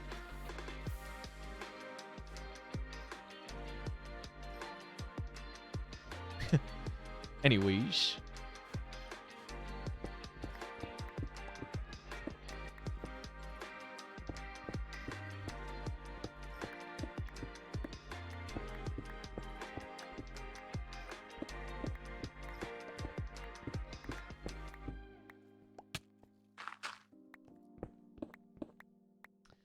And you know, here's also where my brain's taking me while I'm going through this. While I did my big Twitch search for other hardcore Minecraft streamers, just to watch, to see what they were up to, you know, keeping up with my fellow hardcore Minecraft streamers. I really had trouble finding one that I could just really gel with. Like either their energy was way too high and it felt kind of fake, or it was just like, you know, they had the personality of a board. I think between those two, I don't know, between those two extremes, it depends on the day. Sometimes I'm super excitable, and sometimes I feel like I've got the personality of a board. But I just couldn't quite find one that was just like, all right, dude, I could just throw this on in the background and just like check in on occasion, see what they've got going on. Maybe I've got really high standards that I myself do not meet for Twitch streamers. At least not the hardcore variety.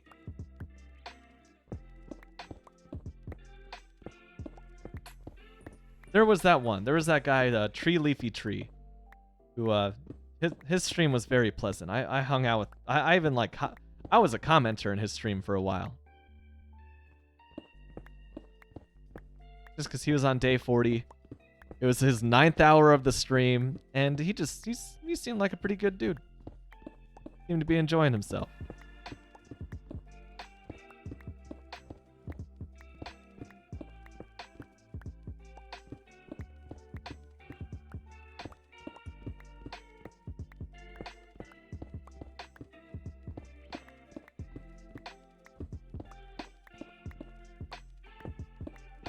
I didn't realize that this would cut into this cavern above me. That's interesting. This last wing of my storage area revealed to the outside world right here, and it enters this cave above me as well, and a cave below me. This I'm pushing my luck here, but it seems like I haven't broken through into any of my farms, which is...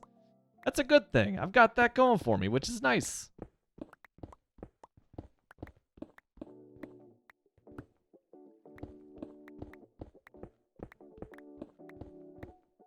The first couple notes of that, faintly, I was like, is that Dennehy by Serengeti? Because that'd definitely get my VOD muted, but hell yeah.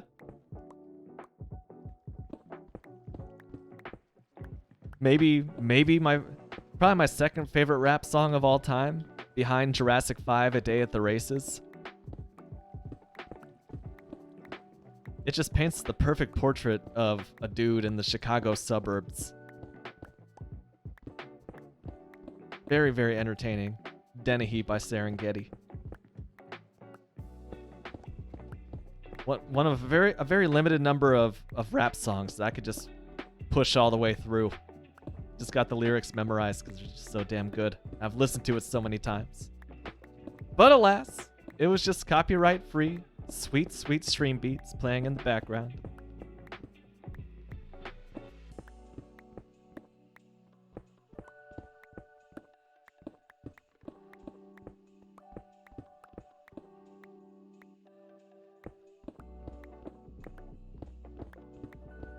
Good thing I've got my gaze set above me. It looks pretty well lit up there, but at the same time, creepers be dropping in from above and giving me a bad day. Don't want it.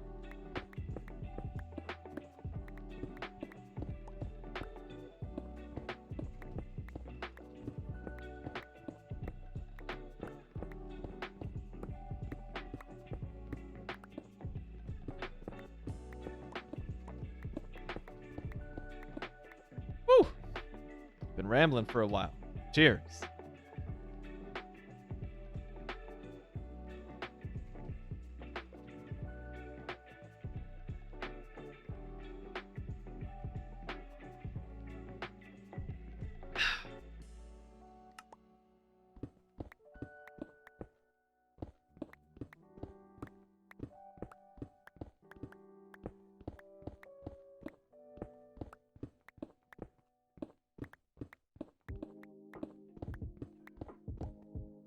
Uh-oh. No, good. That torch is above me. Interestingly, there's also snow up there. That powdered snow, which caused me so many problems.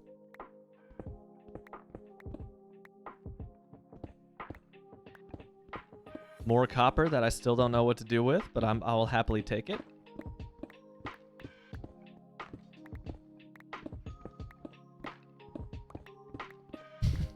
This is awesome. Same beats for a minute as Dennehy. Probably gonna listen to that after this stream.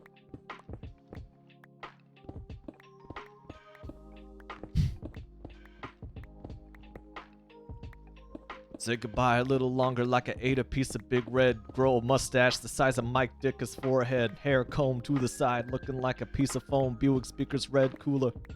85 Bear Supers.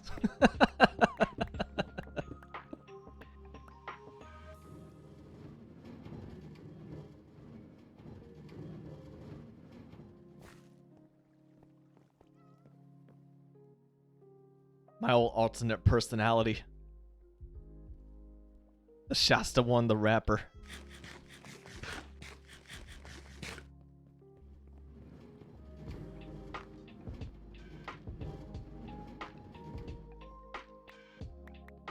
Dang, my inventory's not full. I'm just not picking these up. I must collect all the stone. I have a problem. My problem is I don't pick up all the stone.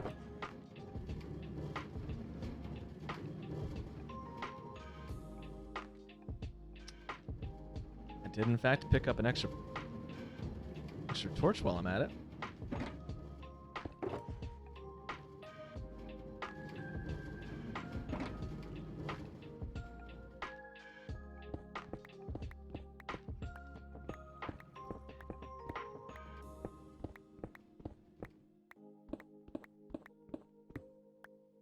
My computer's night mode coming on. Yes, it is. I was like, everything just seems a little too orange all of a sudden.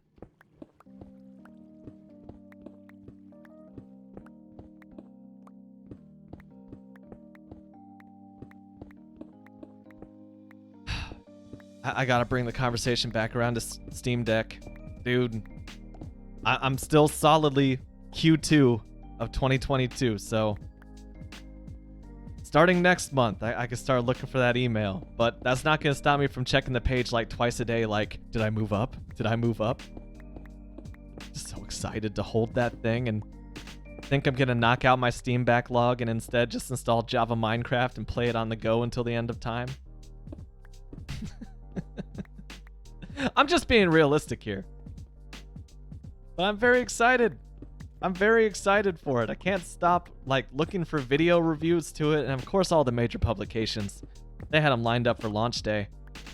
So now everything that's on YouTube now is just, you know, people looking for clickbait and casuals who don't know much more than myself.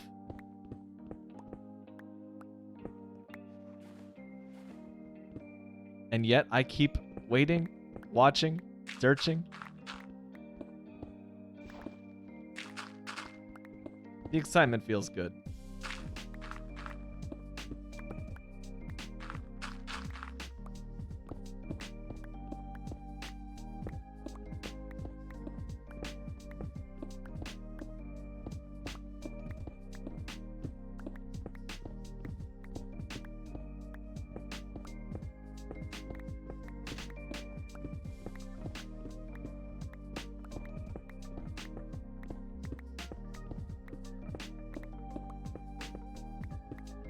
Yeah, outside of $2 beer night at the local soccer match and rehearsing drums, I don't think I've got too much lined up. I'm just gonna be spending a lot of time practicing those drum parts.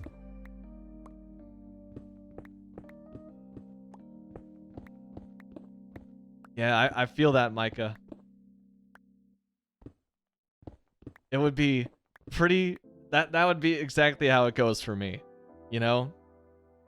I'm gonna get that email at the exact time where I had to drop $500 to like fix my car or something. It's just like, maybe someday.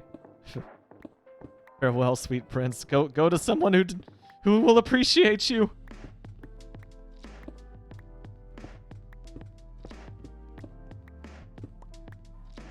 I had that money budgeted for the Steam Deck. So here's to hoping that I don't have to crack into it for unexpected fees.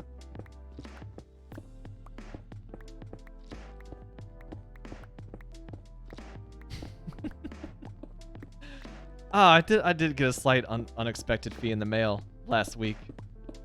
I have a flawless driving record. You all need to know this. Never a crash, never a speeding ticket. Very I'm not even gonna say responsible. Maybe just lucky. Mostly lucky. I got a letter from a police department in another county in my state saying, yo, our speed cameras have detected that you were speeding. Huh? Wanna fess up to that, buddy? You just pay this $50 fine, you don't have to deal with it. We got a picture of the back of your car with the license plate. And I was pissed. So I was like, there was no cop there. You got no right. It's a camera.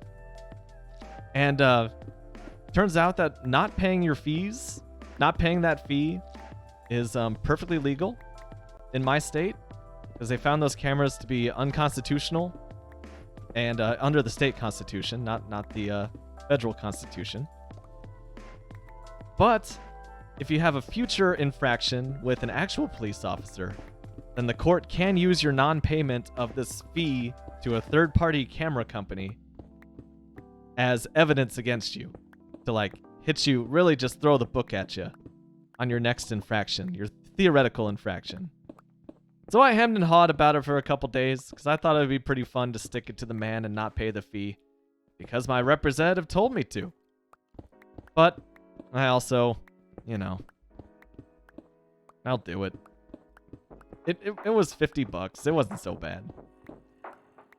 But it still does not count against my driving record. So basically, I just got swindled by a small rural county that makes a good chunk of their money off of those stupid cameras. Yeah, like, once the current contracts expire, Micah, then those cameras will be they will be illegal in my state. So there are a few, like the county I drove through, where they got grandfathered in until the contract expires. And the contract on some of those expires in like 2050, because the company knew that they were about to be effectively outlawed in my state. So they're like, listen, police department of local, you know, empty country county, you have to sign on to this contract soon, otherwise we won't be able to at all. And do you mind if this is like a really long contract, so we can keep servicing your county? Super scummy, but it's following the letter of the law. So what can you do? But I was frustrated. I got that letter like just as Zeta and I were about to go out for dinner, and I just didn't even want to talk about it. I was like, can we just talk about anything else besides this camera saying I was speeding?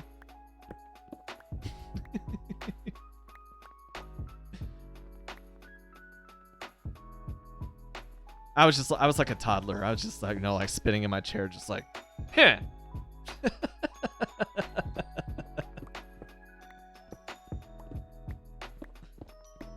So that was unfortunate. That's $50 that could have been in my pocket.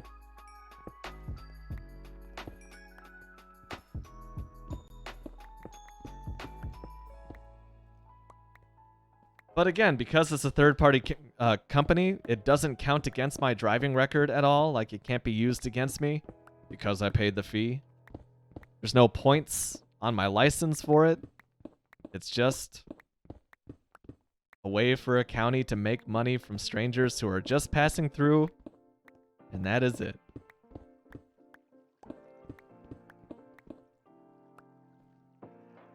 Oh, baby, we're so close!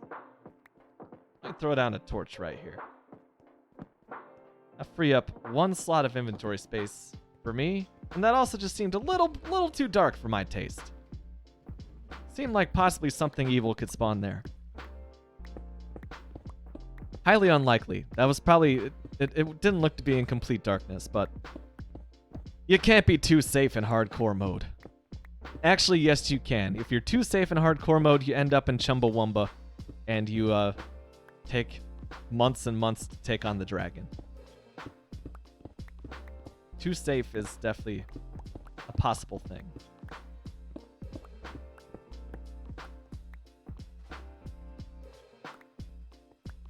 Is that part of the backing track? What's that noise? I'm kind of concerned that was in-game. It kind of sounded like Darth Vader breathing. What? Did they add Darth Vader in the latest 1.18 patch? That noise.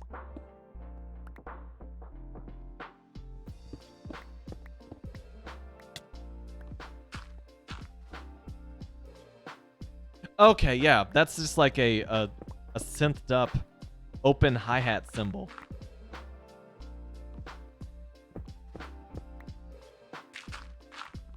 What's up, Quantagon? Hi, I'm broke. Can you please enter your credit card number and give it to my disposal so I can pay off the evil mafia dudes before they could whack me and make me disappear? I spent so much money on cheeseburgers using their funds. A man's gotta eat, Mr. Leahy.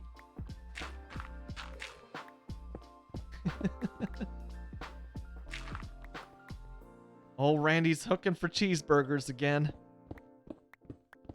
Good old Trailer Park Boys. Also, welcome Quantagon. I hope that outside of your run-in with the Mafia, that you're doing pretty good. That you're doing pretty excellent. That gravel. Have you thought about just not being up there?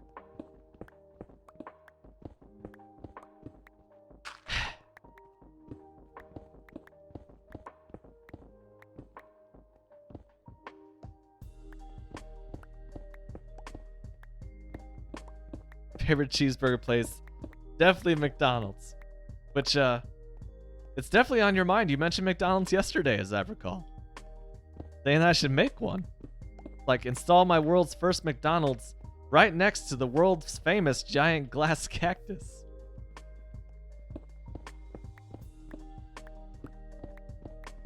Someone sent me a screenshot of, I think it was like the Urban Dictionary entry for the McGangbang, which I believe goes under a different name now.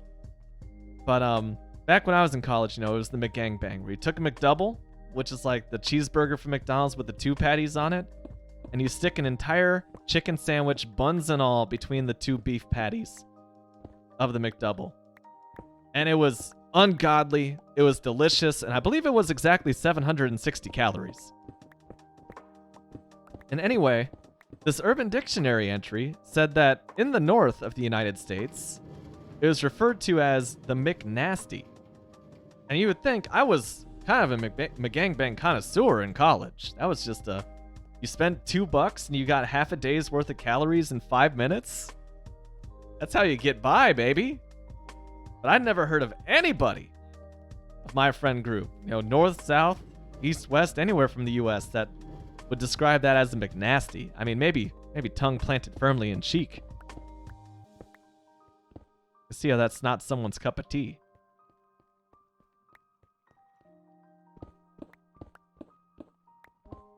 Quantagon, I would recommend I would recommend the McGangbang experience. I found it to be very good, particularly if you use the spicy McChicken. I have not had one of those in a very, very long time. Most because that I've mostly just sworn off the fast food at this point.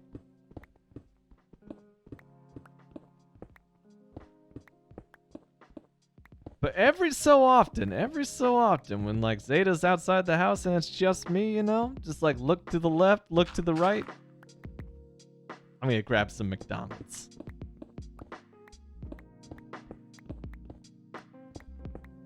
Treat yourself with that greasy goodness every so often. Oh, thank you, Torch. Taking care of that gravel for me.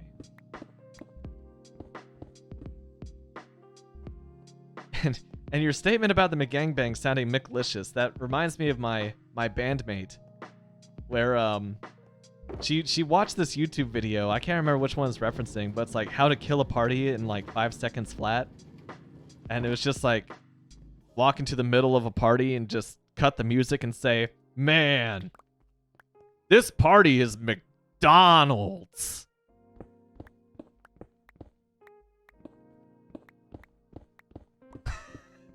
And just wait in silence while everyone dies inside. And so, like, anytime that the band would be in, like, deep conversation, talking strategy, like what our set list is going to be for the next show, the song that we're working on, one of us would just cut in with like, "This party is McDonald's." And then everyone would just, like, die a little inside, and we would just move on with the rest of our lives. But that was just like a meme within my band for the longest time. Mick loving it. You know, like the guy in Superbad. He's not Fogel anymore. He's McLovin from Hawaii. He's 25.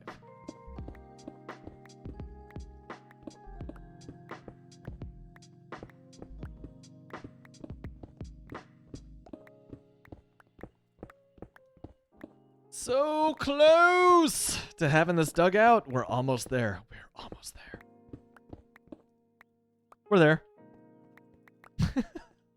No, we're not. We still got one more layer on the ground level to dig out. Something I have to keep in mind, this might get a little hairy. We saw there's a cave just below me. Cave just on top of me. Wide open prairie lands to my right.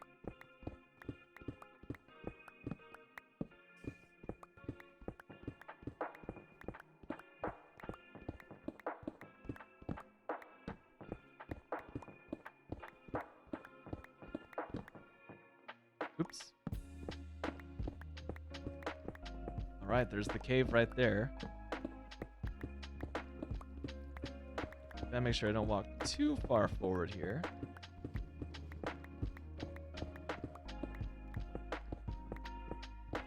I don't believe there should be a gap in the floor, but I can't quite shake the feeling that there's going to be one anyway, you know? I got my Elytra on, I got Wilbur on my back, so I'll be ready on the double space. He said while itching his face with his keyboard hand, clearly not ready. There you go. I believe I dug that myself just now, but, you know.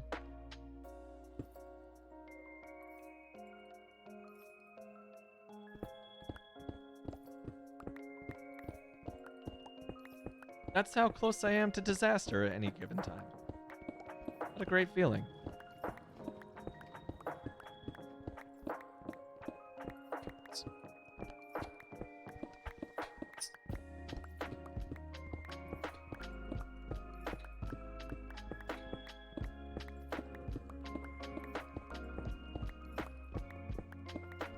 This is the kind of music that I love drumming to. Just, it's got like that deep pocket. It's a groove that you can't escape from even if you wanted to.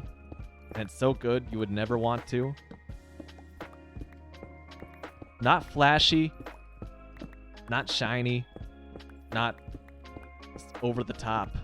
Just a nice solid groovy platform for someone to play some fantastic music on top of.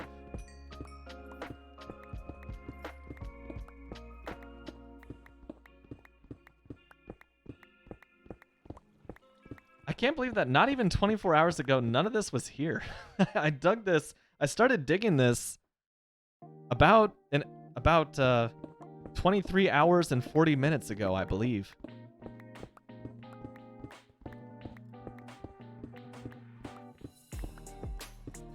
So I've been doing some work, dude. Some work.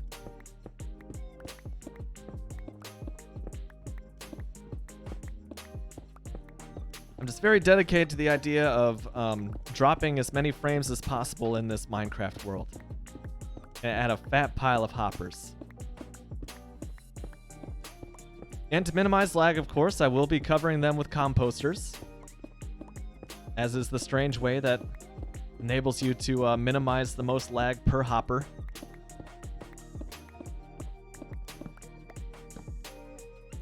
And just like that, we are donezo.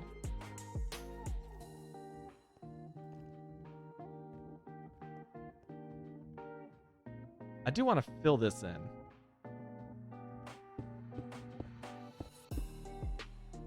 No surprises. That's what I want here.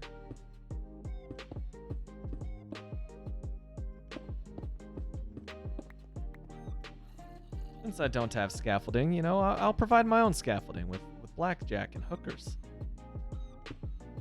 Speaking of that phrase, very excited that one, Futurama is back, and two, as of yesterday, I believe, John DiMaggio, the voice of Bender on that series, who up until this point was not coming back, has come to terms with Fox. And he will be voicing Bender once more, because it will not be Futurama without his very distinctive performance of Bender. I don't think anybody else could properly do it.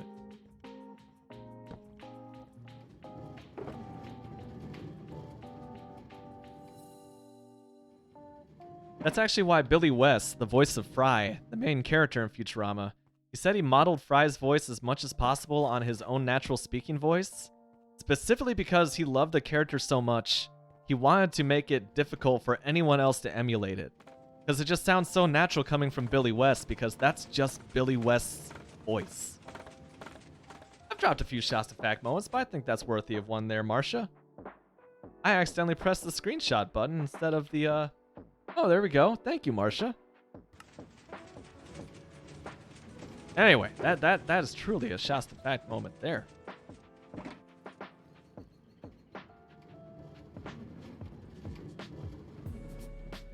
I don't know why I dug those two out. Maybe there's some ore in there to begin with. I don't know.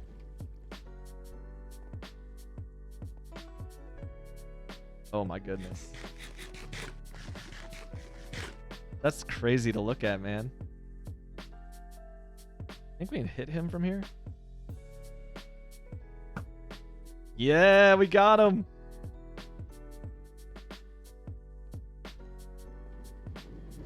Sorry.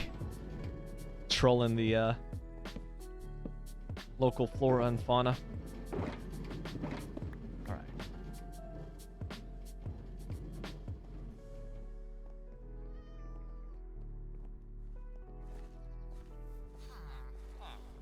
A little piece of detail work I have to do is I gotta fill in these flower beds with like different grasses and different colored flowers, but as is, they're just grass blocks. They look all right to me.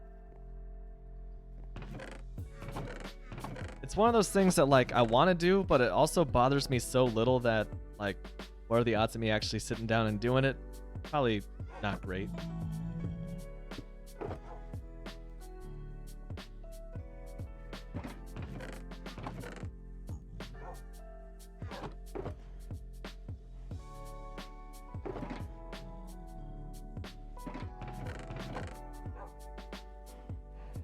Just like that, another double chest full of smooth stone. Really just stone. But it's smooth to me compared to cobble.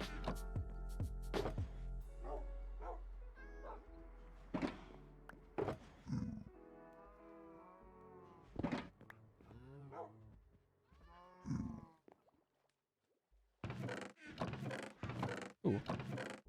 There you go. My one piece of cobble will fit in there just fine. So where are my grass blocks at? Oh my gosh, I can't talk. There's my dirt. Dear Tay, you're feeling fancy. Andesite goes in there. Hello, gravel.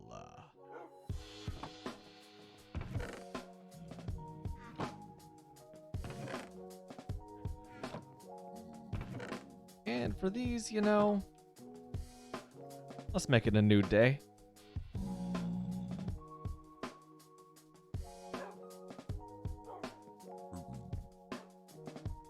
Day 868. I want to make it to 1,000. It still feels so far away. Like, you don't realize how long a Minecraft day is. It's literally only 20 minutes, including day and night. So really just 10 minutes if you sleep through the second half. But 1,000 days, dude, that's, you know, a pretty crazy amount of time. No matter how you slice it.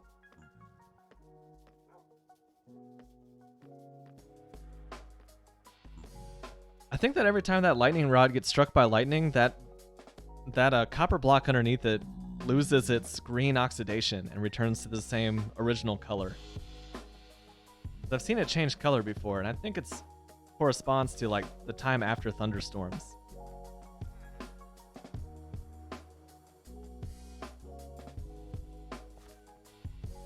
Yeah, admire that bridge and all that land cut out over there real quick. I did in fact write down like all of our ideas, right down to like that hidden area underneath the trading platform for the cult Quantagon. we were spitballing what to do with that land across the river on yesterday's stream. Dare say they were all good ideas. Let's see, I came here for a glass made of glass. Take 2 just to make sure. 2.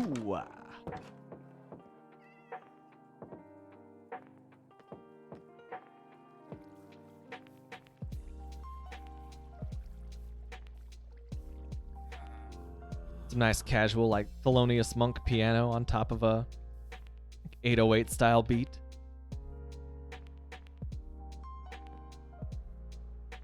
That was a smooth glide right there. Here's how I'm doing this.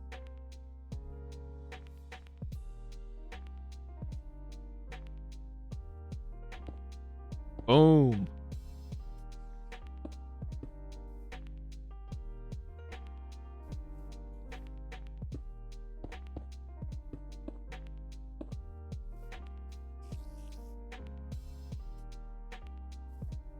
Beautiful thing about Silk Touch, this glass is also my scaffolding.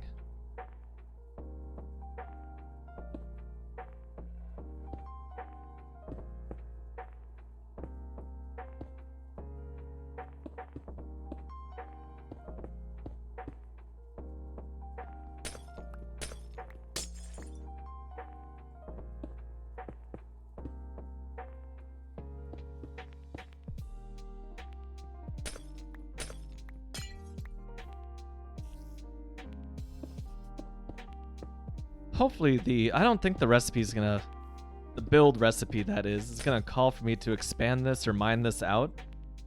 So this should be just like a permanent look into the redstone, the back redstone of the sorting mechanism. I'm pretty excited to have that exposed, at least in this little part, to the world.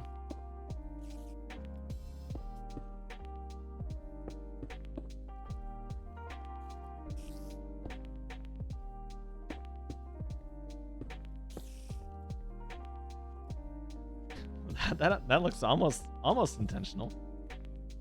Before I take a screenshot, of course, I gotta take care of this guy.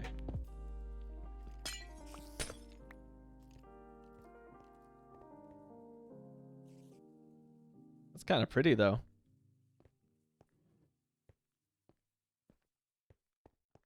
I'll throw that there, too.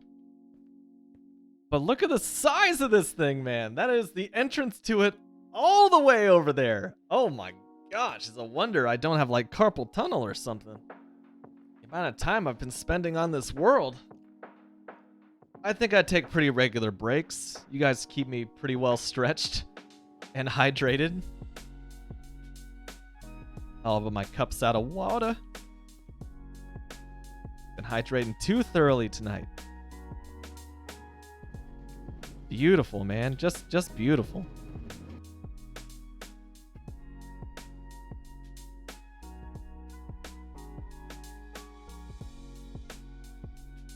After I dig out all that ish, I wonder what their next recommendation's going to be.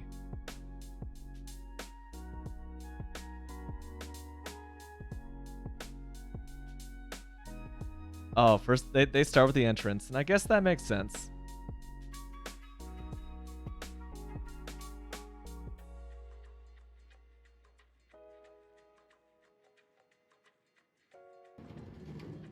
Let's put together a raw material list because someone in the comments already has it. And this just gonna be for the 3-winged version, so I'm gonna need quite a bit more than that, but I think that's gonna be a good start to work off of at least. And I am fully confident that we have enough of these resources to knock this out pretty easily. At least as far as the gathering step goes. Implementation, of course, it's not gonna take as long as the last one, even with the extra building that we have, just because, like, I'm not really following a tutorial anymore. I have it, what I need to build this pretty well upstairs here. This requires 107 stacks of logs, okay? So what we got here? That is 1, 2, 3, 4. So 4 times 9, that's 36 logs. Like, bro. Okay, I didn't realize we need that much. What the hell? 134 stacks of iron ingots. 47 stacks of redstone dust. Okay, maybe I won't have this. Holy cow, I didn't realize it was like this much. I'm surrender cobraing just thinking about implementing this now. 1 slime ball, I could knock that one out.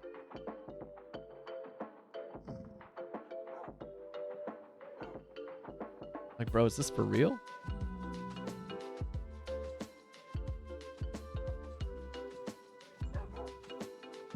It's not that for... We need 134 stacks of iron?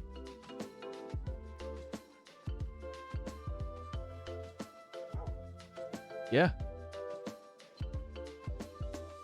Well. Whew.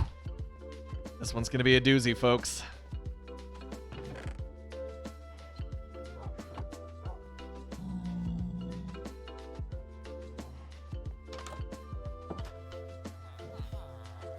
What I'm going to do, since we have a little staging area right here, as not part of the entrance. I think the entrance is 7 wide, so 1, 2, 3, 4, 5, 6, 7. I gave myself, yeah, exactly a chest width of space to work with. That cat meow was on beat with the music. That was satisfying.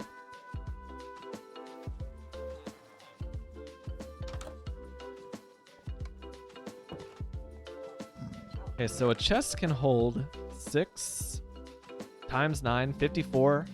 So 54 stacks. So almost 2 double chests worth of logs, dude.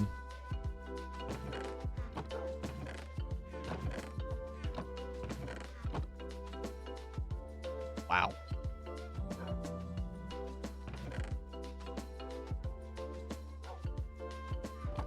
Oops.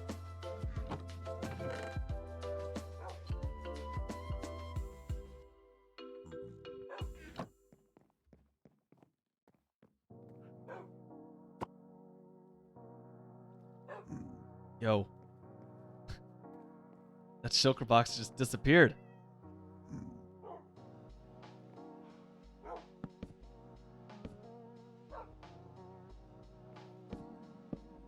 And just picked it up. No. Oh, I did, yeah. Okay, we got 6. We're good. I was like, what the hell, man? I need all the shulker boxes I can get right now. If only I had a farm for those things. That's still on my to-do list.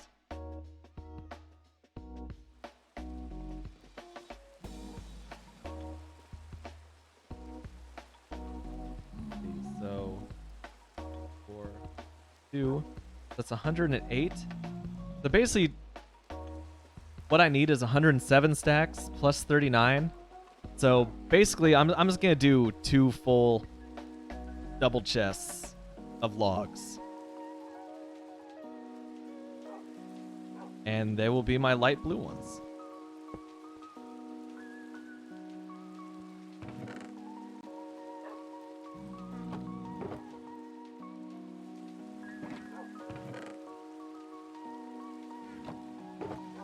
I'm never gonna financially recover from this.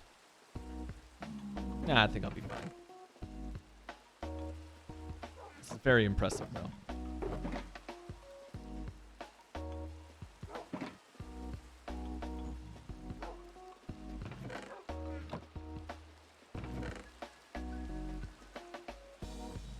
Like, bro.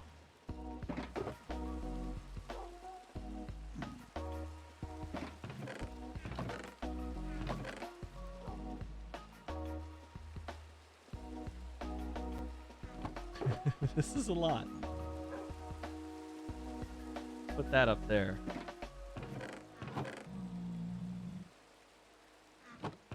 Just so I can get this as dense as possible.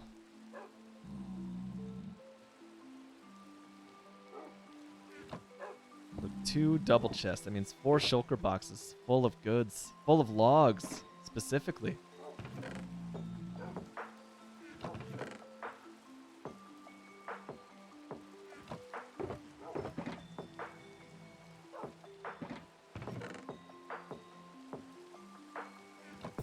It's a good thing I was waging war against the tree population across the way, because holy cow.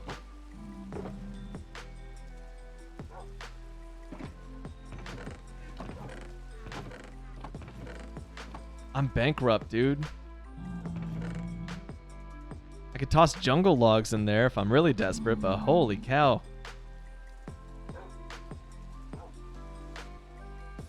$107 stacks of logs.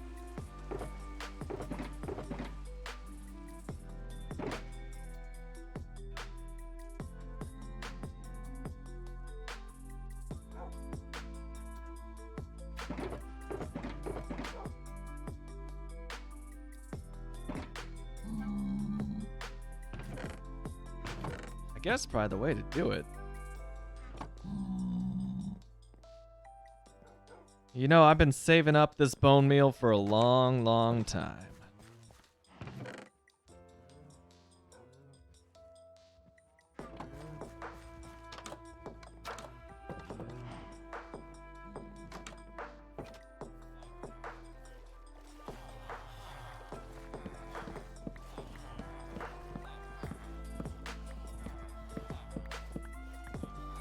I might just have to grind this out now. Because you gotta think, dude, we're talking like 1,200 chests, plus like 4 hoppers, which recipe also requires a chest apiece per chest. which is why this build requires all of this wood.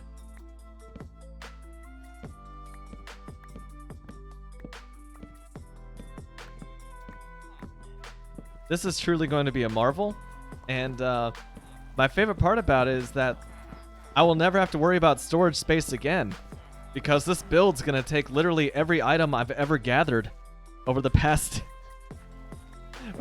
9 days. Oh, and we are an hour into our 10th day, in fact. 2:17 and 3 minutes. Wow.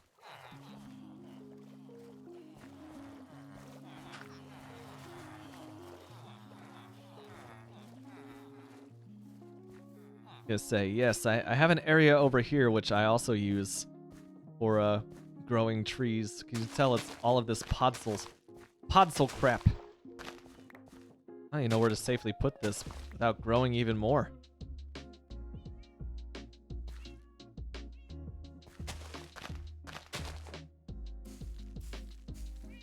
Ah, I grew a little more. Oh well. While I'm mining out this one, that means the other is going to have time to decay. The leaves to decay, that is. And I can just pretty freely move back and forth between these two giant spruces. Just gathering more logs as I go.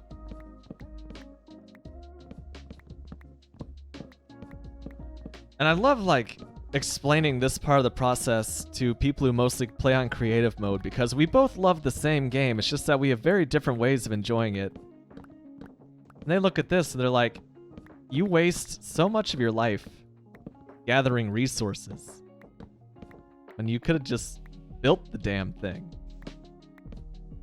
To which my response is, of course, like, there's an extra level of enjoyment to knowing that you put in the work to gather all these resources and build these mega structures in survival. And of course, that explanation also extrapolates out to my enjoyment of hardcore as well.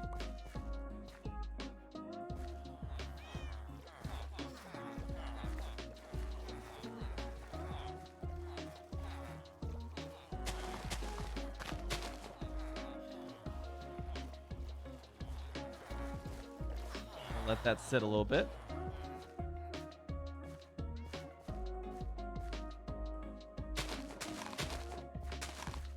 I'll let that sit in the same spot. I really just need a tree farm. Maybe I need to make that next. Of course, because I got impatient, this tree is going to be a lot shorter than it otherwise would be. But still a lot of wood.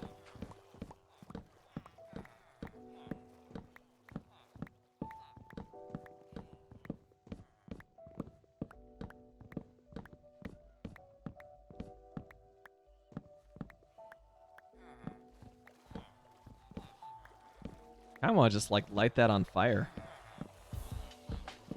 The canopy. Like, I still need an ample amount of saplings. So that'd be counterproductive in that sense, but, like, I don't want to.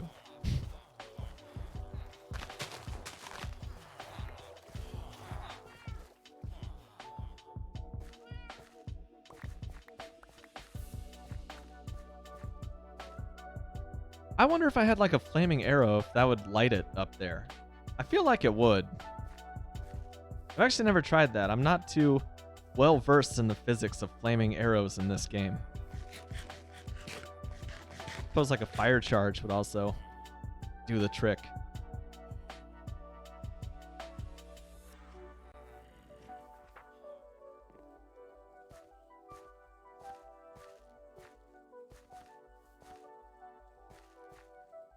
I believe that this is, like, the last remaining tree of this line. So maybe I should hold off on taking that one down. How much did that give me? Not bad. Already gave me 4 stacks of logs. So it's about 2 stacks of logs per tree. That's not bad.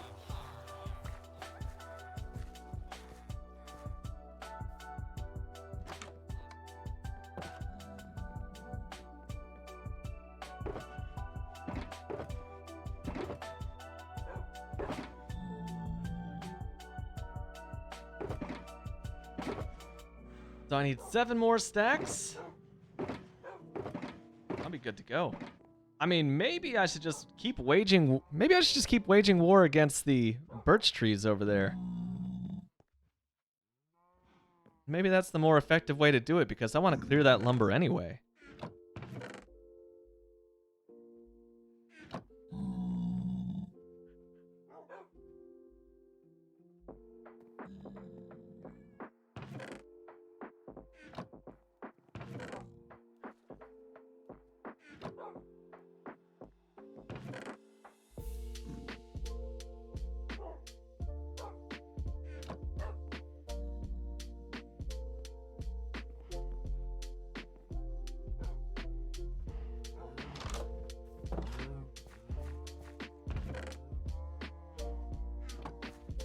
I was so confident I would have enough materials for this.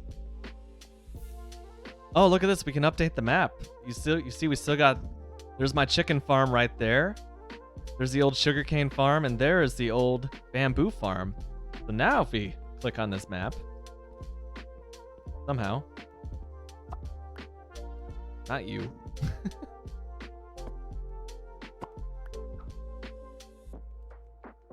There we go. Got it updated just like that.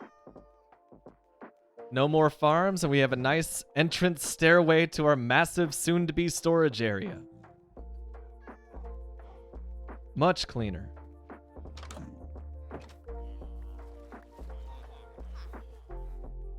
That's so freaking wild, dude.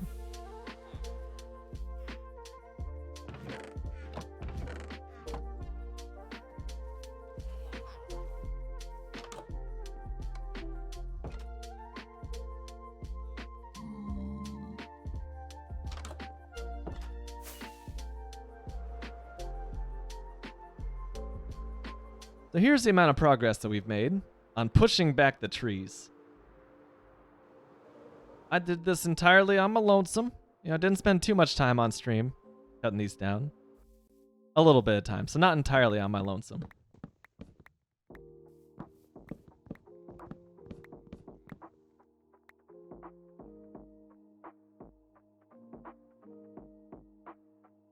Oh, yeah. I'll put the armor on, remove the rockets, just in case. Rather have that extra piece of protection than the ability to run away. And I also have my green bed on me, so when night falls, we can just make it daytime pretty quick. Because this is the Wild West, baby! Literally speaking. To the west of my settlement, and oh, there are no torch grids here.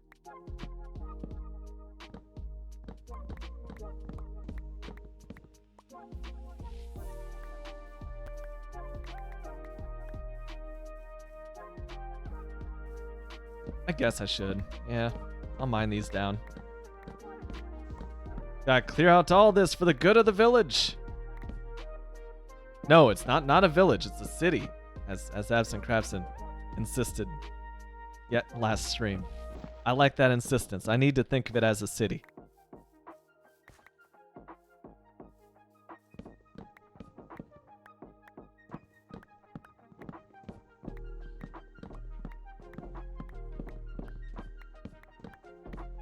City life!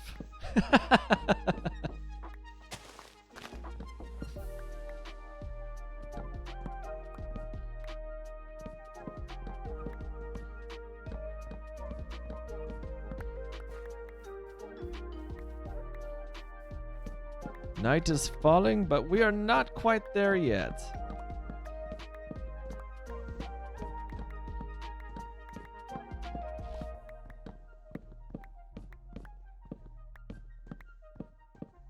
Okay, now we are there. I need to bust the bed out.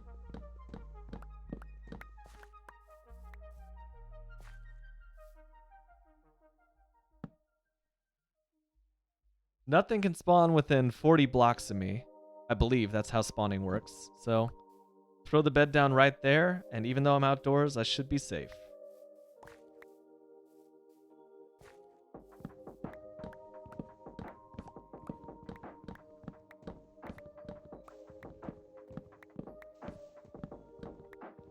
They're pretty squat trees, aren't they?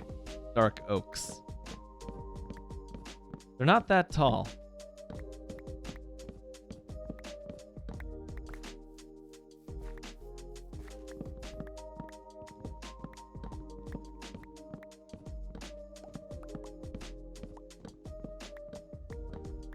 I really don't have to use my little spiral staircase method to get up top.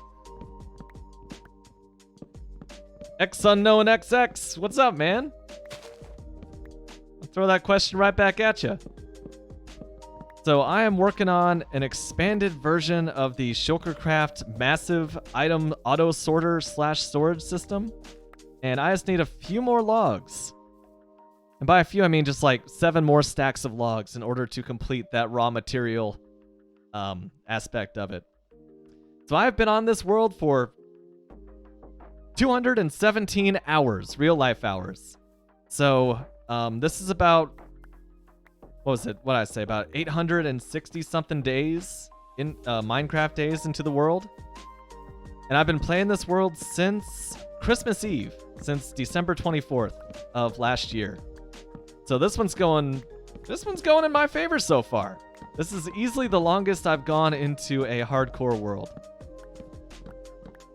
It's the 11th world that I have played on hardcore on stream, and I don't think that any of the other worlds even got past like the first 24 hours of gameplay.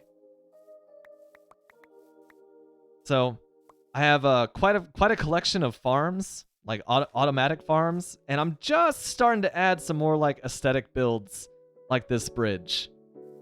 It only took me literally a week of in-game time to really get into the build aspect of things. This has been a very technical run so far, which has helped me out, you know. Got a raid farm, so infinite totems of undying, a guardian farm that I made not too long ago. What's another recent farm? A witch farm? Since I needed something a little more efficient for redstone and glowstone.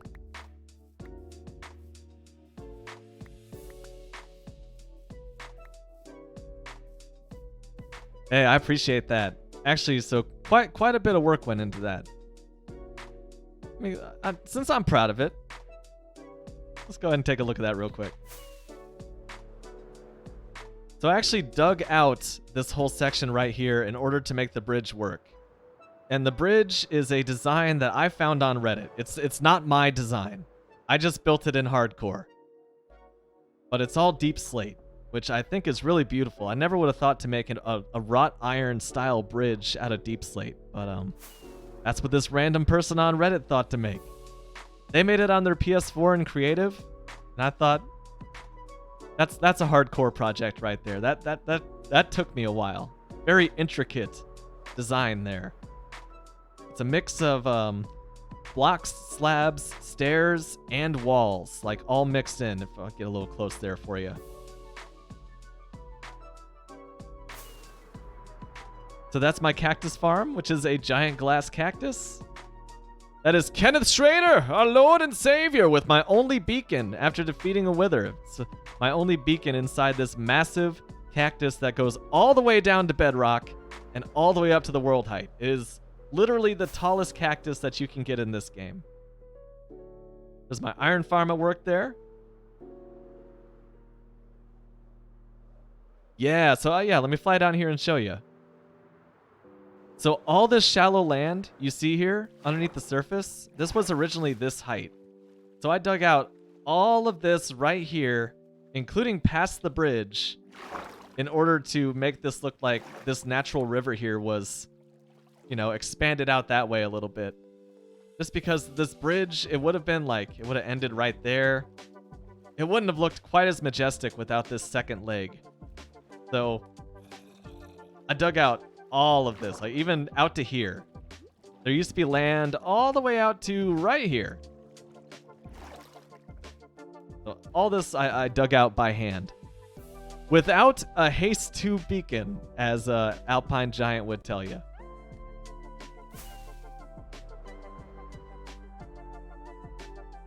So this is basically the only place that I've settled. I'll show you a little overhead map inside my house. The house I did design myself. Very, very happy with it. Even if it's kind of basic on the inside.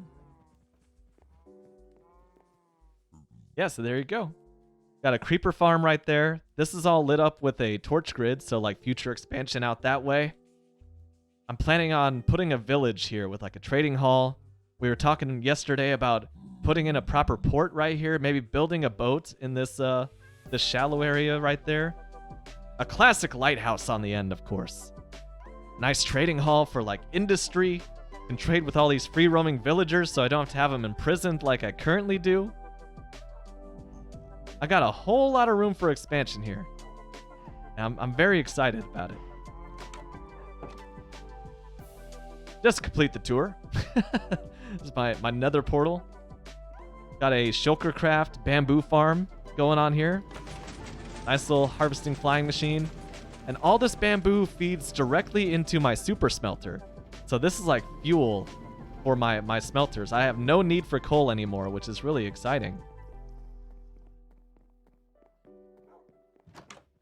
Oh yeah, I know. Yeah, that would look pretty cool. A lot of like natural bodies of water, at least around where I live, they have like, it's just piled stone on the edges of ponds and whatnot to like eliminate erosion. But like this wall right here, turn that into cobble, you're saying? That would look pretty dope. Gotta consider that.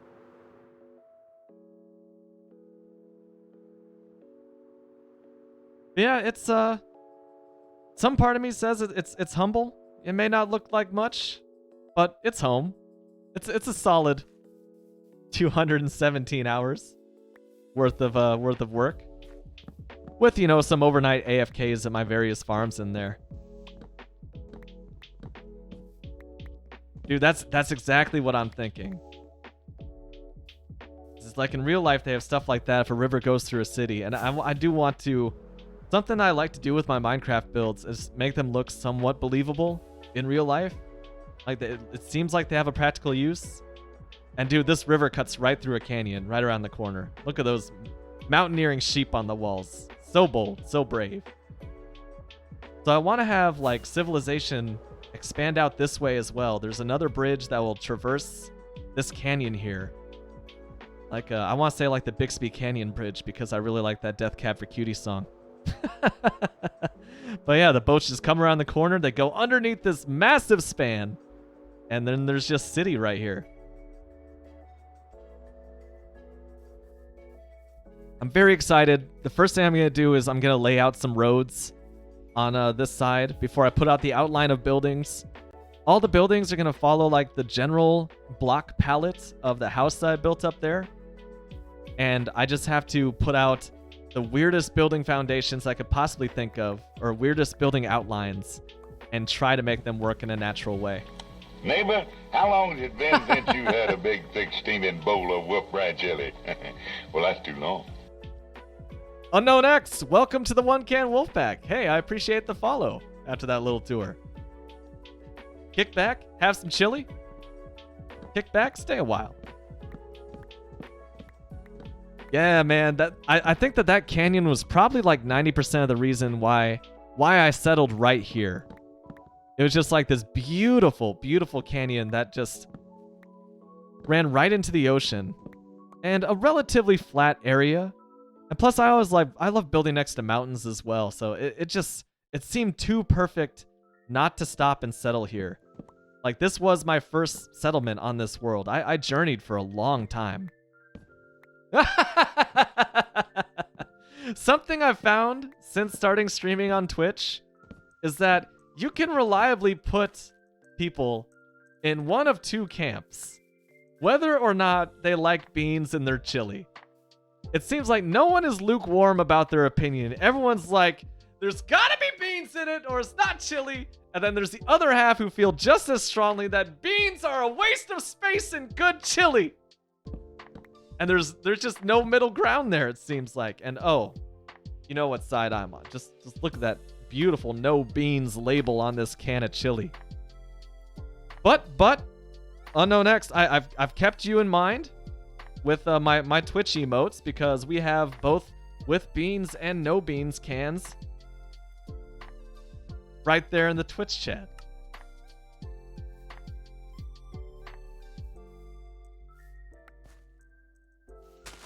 So basically, something you have to understand about this stream is that I aspire to be the spokesman for Wolf Brand Chili.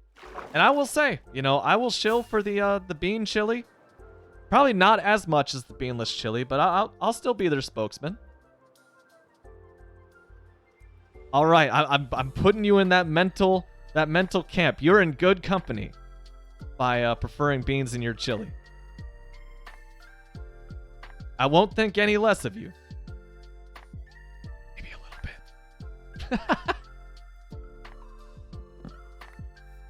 There you go, day 871. So 1, 2, 3, 4, 5. Okay, we need 2 more complete stacks, I believe, of logs in order to complete our wood budget. I didn't even realize it was that much wood. Like, that is mind-blowing. And I'm gonna need more wood than that because I'm expanding Shulker Craft's original design.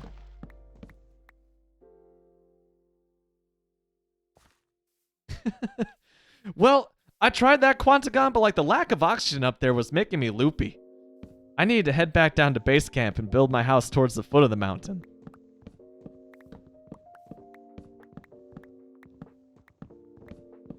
Plus, if you cook chili all the way up there at that high altitude, you need like a pressure cooker. And I just prefer the old-fashioned way, just a can on top of a raw campfire. You get more oxygen with beans. That would not surprise me. I don't need those. I almost thought about jumping down there, but I have so many oak saplings. Then again, I thought I had so much wood too, and look at the situation I'm in now. Yeah, getting to the entrance is like walking into Mordor.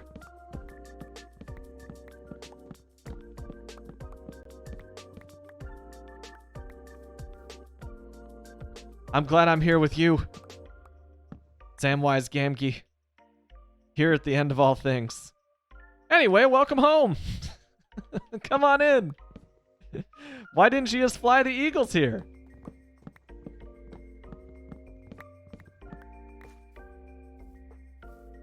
Just some casual Lord of the Rings bants. Alpine says, if Mike could retexture beef for something similar, you can actually put a can of beans on a campfire in Minecraft. Oh, it's true. Actually, I think... Yeah, oh. Well, I think the cooked steak texture is currently the torta, all wrapped in foil. So let me show you the current project, because I just got started on this last night, and I'm making super fast progress on it.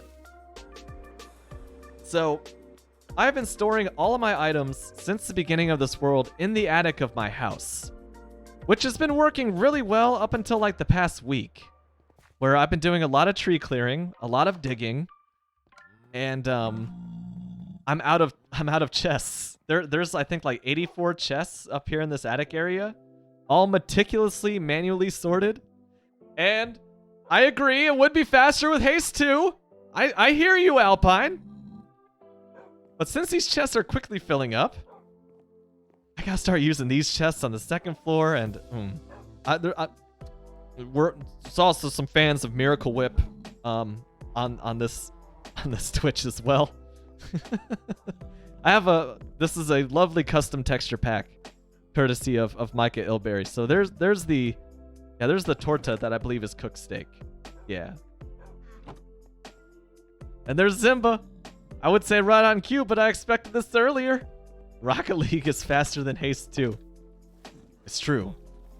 Okay, so here's the current project that I just started yesterday on KnownX. I have mined out all of this. So the idea is to have a chest right here in the entranceway. And you put stuff in the chest, and it gets sucked out of that chest via hoppers. And it gets automatically sorted into rows and rows of chests. Imagine chests just completely lining these walls with hoppers behind them. And then chests completely lining these walls. And these walls, top to bottom. And these walls. You know, Zimba, I have been considering it. Like, your suggestion from back then has just stayed in my mind. And I think I could. There's nothing stopping me from using water. Provided that the item does not get hung up on the hopper, which I don't think it will. Iron Farm, hard at work, of course. So yeah, basically, I'm tired of like manually placing my items Unknown X. So I just want to have an auto sorter right here and just all the way through. This whole thing is a lot of work, but like, I think that obnoxious, needlessly complex mega builds copied from YouTube are my specialty. So like that's kind of my idea of fun. Which that's also part of why I stream all this stuff too. It's just because it is just a lot of time, and it's nice to just hang out with you guys. You know, pick y'all's brains a little bit while I'm just out here doing this mindless work.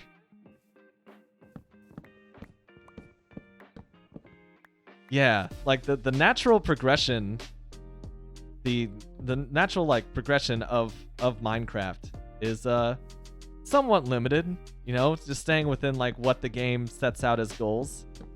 So much of this game takes place in your imagination. Like looking at a terrain and saying a bridge could be right there, and there could be a village right there on the other side, and making it happen. That's why like after 12 years I'm still going strong on this game. It's just because like it's so deep. And it's only because like, you know, my brain is naturally I'm ready to go that deep, baby.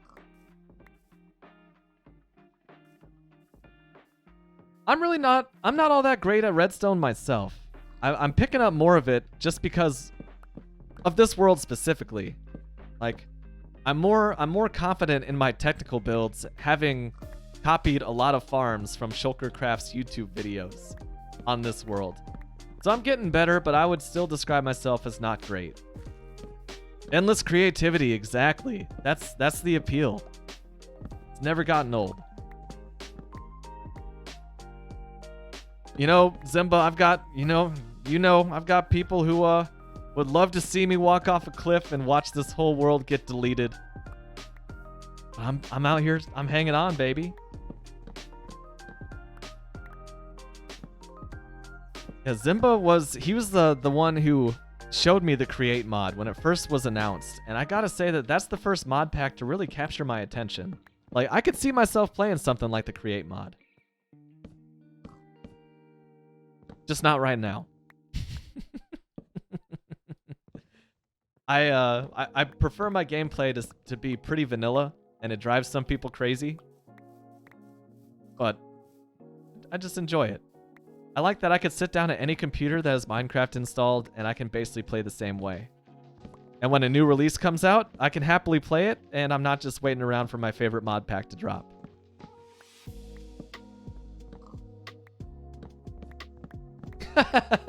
Sounds like a gateway mod. Yeah, I am the Nancy Reagan of Minecraft. I am the war on mods.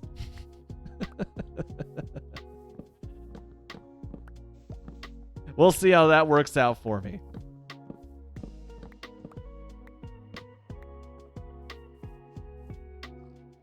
Explosive arrows.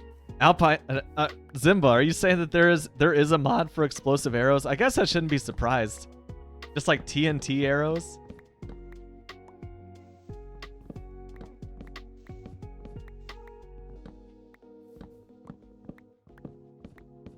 That would be so much fun.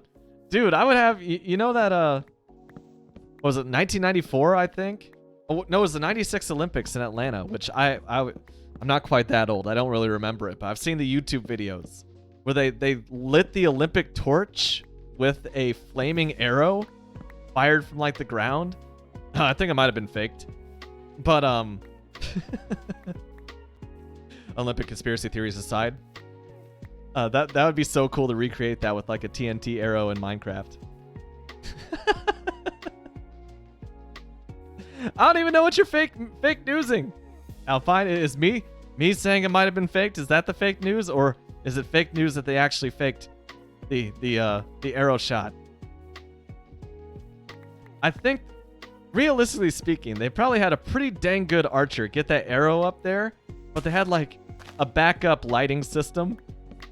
Just in case the arrow didn't quite spark up the gas line up there. Well, you know, I can tolerate a robot 2 or a robot 3, but like, I draw the line at robot 1s. That's disgusting.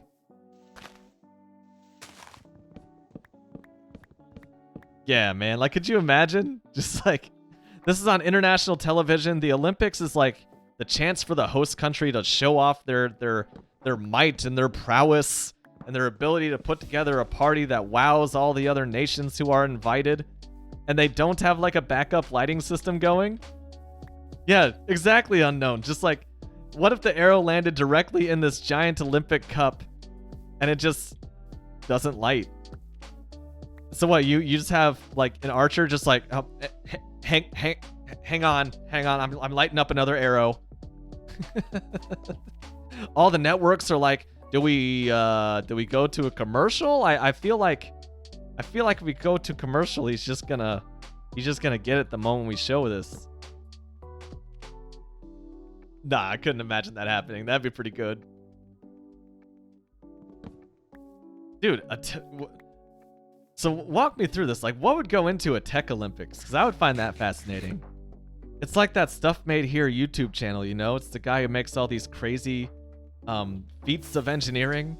It's like a baseball bat that puts a little extra juice in the ball and you can hit the ball like 1,000 meters or something like that.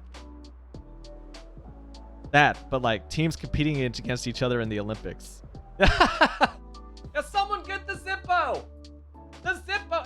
Anybody smoke in here? Look, we need someone to get into the torch! Get into the torch! We need someone to manually light it. This is like Armageddon, but instead of blowing up an asteroid, we just need someone to light the torch. That'd be so... I would watch that movie too. Bruce Willis just climbing up the torch with a Zippo. You know, like the one he's got in Die Hard when he's crawling through the ducts. He's like, all right, listen, movie daughter. I may not be coming back, but remember me. And it just goes into the torch. I would watch that. Just saying. Easiest decision of my life.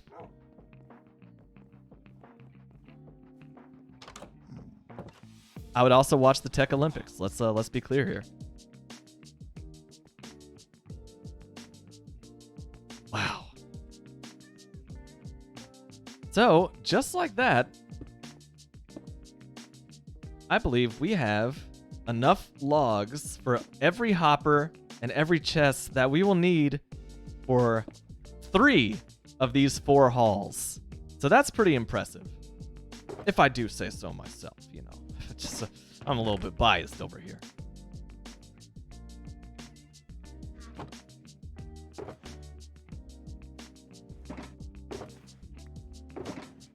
Yeah, man, chests are just hella spenny. I tolerate it. What else can I do?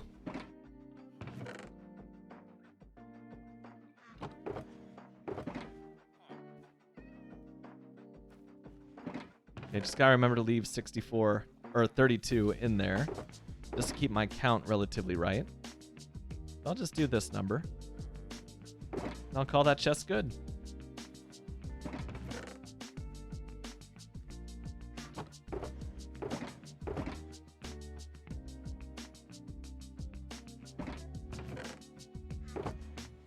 So, there we go. Ah! None of that now.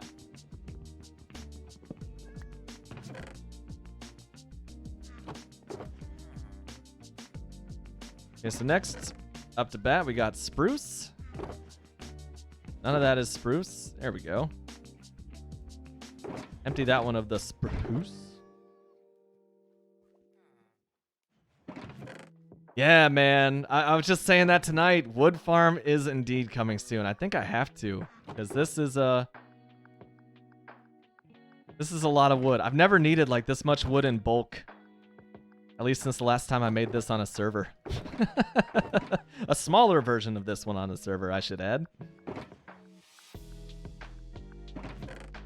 And even then, I didn't have all that wood all at once. I was just like, okay, I need more. So I'll cut a little bit at a time and we'll call it good.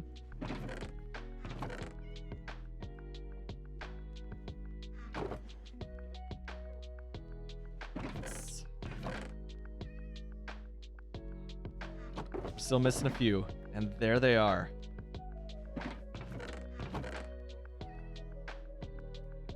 Two double chests of logs. Goodness gracious me. Ugh. What's next? I'm scared to look. 134 stacks of iron ingots. Okay. Okay. Time to put the results of my meager iron farm to the test, because I was just saying earlier this stream, this is a pretty basic iron farm. And I've got a single chest full of iron blocks out of this bad boy, but in the grand scheme of things, that's not a lot. So we'll see if I have enough iron for this.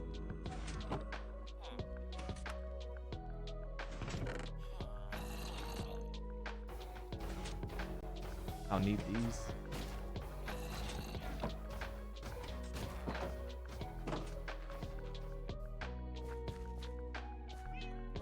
Nice little villager breeder there. Oh, that tree grew, and it's still very short.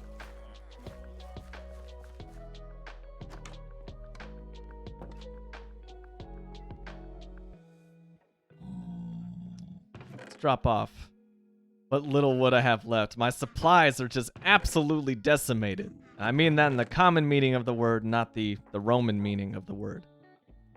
You've only got... It only took 1/10 of your wood supplies? That's not bad. Shut up!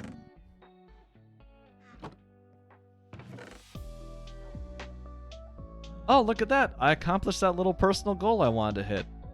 I have a double chest that's completely full of poppies. Which means every poppy from here on out into the composter, which, you know, runs underneath all of these composters into an auto composter. How much iron do I need? I need 8,624 iron ingots. So that comes out to 134 stacks of iron ingots plus 51 more. I didn't do that off the top of my head. There's a very convenient YouTube comment underneath the Shulkercraft storage room tutorial that is helping me out here. So let me see, there's 54 slats per chest, I believe. 6 times 9, yes. So that's enough for 54 stacks. So 4 times 2, so we need a little over 2 double chests full of iron ingots. Let's go ahead and throw these guys down again. The empty ones, that is. Here's how much iron we have to work with. Let's see if we can fill up 4 shulker boxes.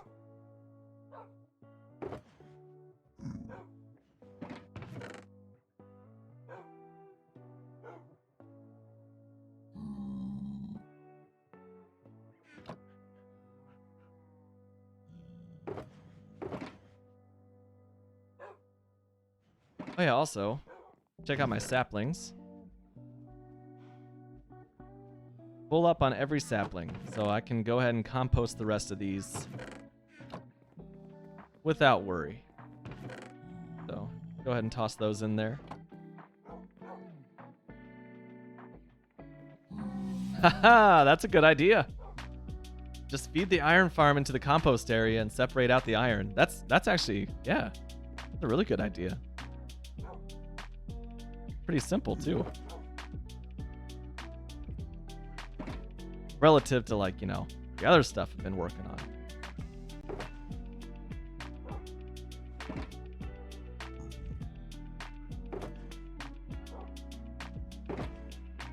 "25% of the way there." Well, kind of. Just give you a little more after this, but that's okay.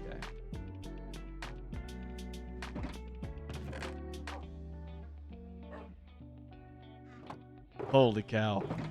This is gonna hurt, man.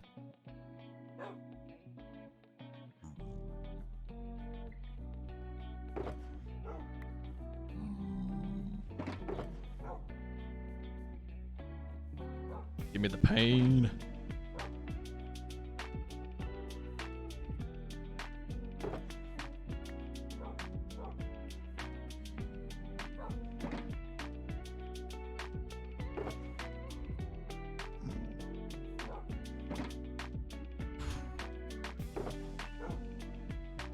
No, it's all worth it. But youch. Give me that.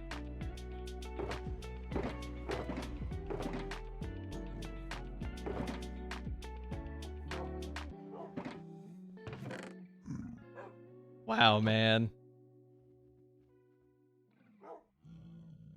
Doing a number on me. Okay. So, 134 stacks minus 54 times 2. So I need 26 more. So exactly half a chest of stacks.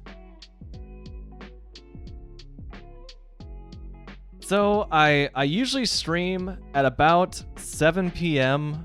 US Eastern Time, which I believe is about midnight UTC or Greenwich Mean Time. But yeah, as far as like the actual days I stream, it's pretty random. I try to stick to a Monday, Wednesday, Friday stream. I don't do too many weekend ones, but I had a Sunday stream this week. I'm a pretty casual streamer. I do this very much for fun. So whenever the feeling hits me.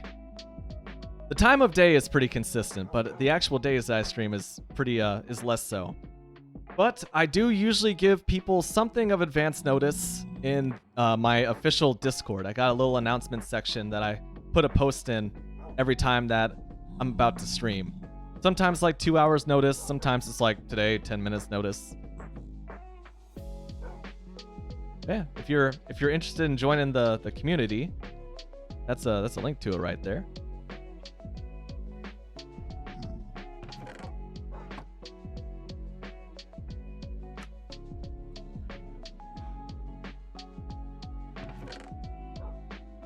That's still a lot of leftover iron. I mean, we used, was that about 13 stacks of iron blocks to get to this point? Oh, but I'm not done. That's right. Let me drop off these potions of fire enchants. I do not need those at the moment. I don't need all these bottles either. Start throwing out some bottles. Don't need them.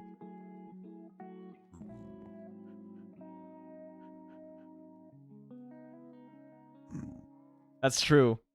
Don't really need the nuggets either.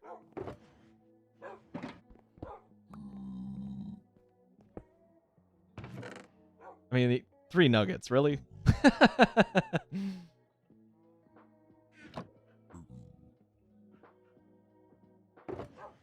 So, halfway full is, yeah, about right there. Wait, so 26, right? 26 stacks? That's actually 3 times 9, 27. So just one little storage area short of a full single chest. This is actually quite a bit more iron. But this is what we trained for, so I'm not too worried about it. Just take that back. Cube up the rest.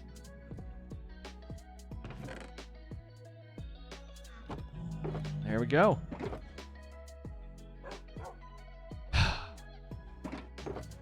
This is a prohibitive amount of iron ingots, man. Except it's not. Yeah, let's go ahead and just get a look at the actual damages here. I didn't have to break them down. I could have just done the math. But I'm 3.5 hours into a stream. I'm not thinking numbers.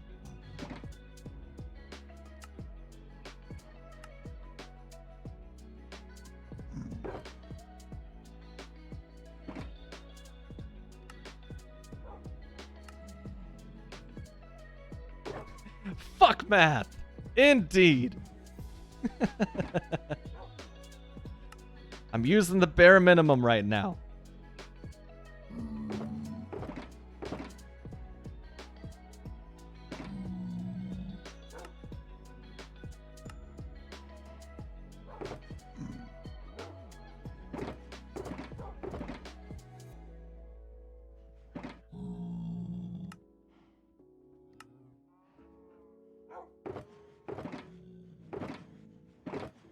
The blue ones are kind of memorable to me, so let's use that to store my current iron blocks. Almost there. Let's get do a little consolidation. There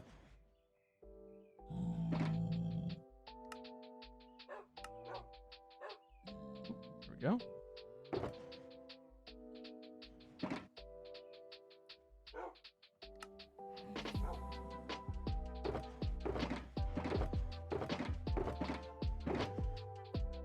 Boom. That doesn't look quite as painful when you see it all consolidated down like that. Ain't the worst thing. Need to get in the habit of just randomly clicking my bed and making sure I set my respawn point, just in case I go to the end. Want to make sure I actually have a bed to respawn to. Or to teleport to, I suppose. There's my 2 full stacks.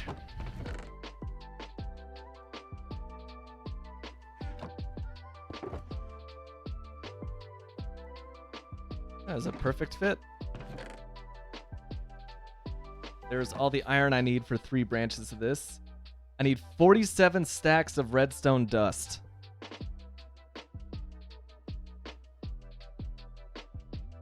Which is 5.2 repeating stacks of redstone blocks. That's not too bad. I'm resigned to do the math on that one.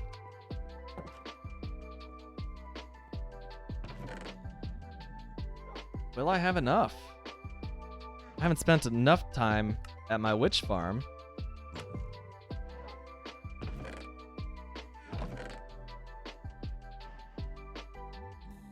What did I say? 5.2 stacks of the dust. Oh gosh, this is squeeze play. It's gonna be close. So what's I think that might actually be enough. Oh my god.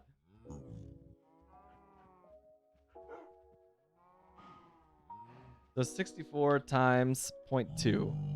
That's a Shasta fact moment because some shared 12.8. Okay. So close. So close to being enough redstone. That's kind of scary close. Go ahead and get yeet. Mine these bad boys out. Get a few extra pieces of dust. I'm actually gonna, spoiler alert, I'm gonna AFK at my witch farm overnight tonight. Just to get a little more redstone. Because that's dangerously close.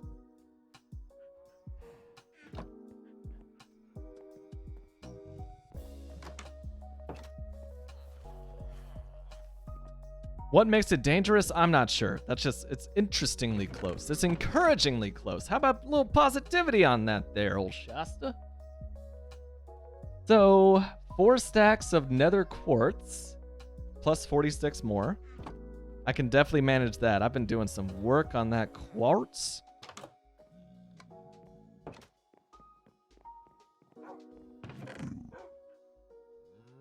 One, 2, 3, 4, plus 46.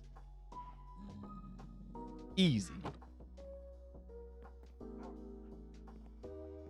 And wherever will I find 77 stacks of stone? I think I'll be fine. Whee!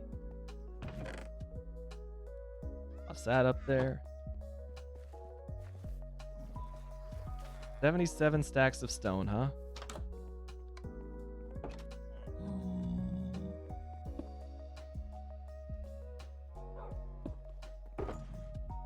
Again, each of these is 27, so 54.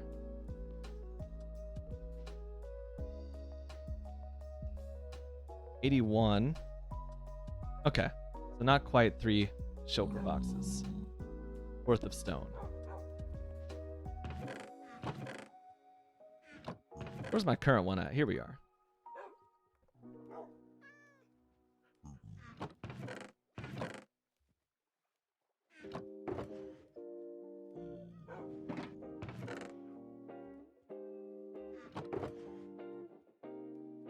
Whole lot of exciting inventory management going on right now.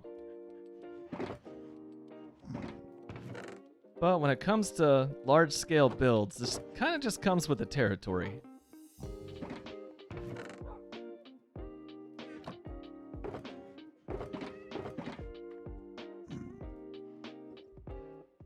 So we need 4 less than full, plus 58. Yeah, plus 58 freebies. There's full 1, 2, 3, 4, and then 58. I was saying those numbers out loud, not to really like inform you guys what was going on. That's just my messed up way of like figuring out this inventory on the fly in my head. I think it made sense what I was doing there.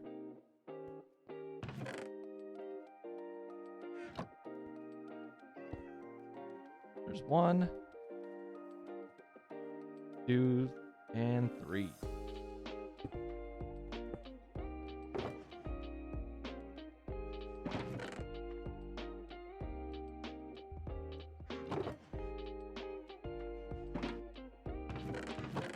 Oh my gosh, I'm moving into my 4th double chest of just build supplies, and this is for a version of this auto sorter that is smaller than the one that I'm building. This is next level madness even for me. If I fill this thing up, if I need more inventory space than this, I will just like lose my mind. I think what happened is that I'm so far removed from making that auto sorter on the Humble server that it didn't really register in my brain how much work and how much time it took to build that bad boy. And it's really nice, don't get me wrong, but it was a lot. All right, that's all the mega supplies. Now we need 42 sand. I think I can swing that. Unlike all the previous supplies, I think I can swing that. Even though all that TNT making that I used to get netherite out of the nether, that definitely decimated my sand supplies as well. 32 kelp. Yes, excellent. And keep in mind that I pretty much only need all that iron if I don't go the water current route, like Zimba suggested. So I may not need all that iron after all. We'll see. My oh my. Where will I find 17 cobble?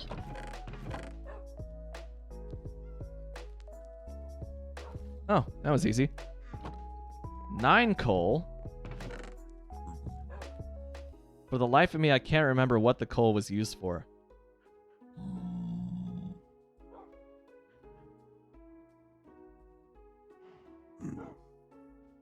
Slime ball, 1 slime ball and 1 soul sand.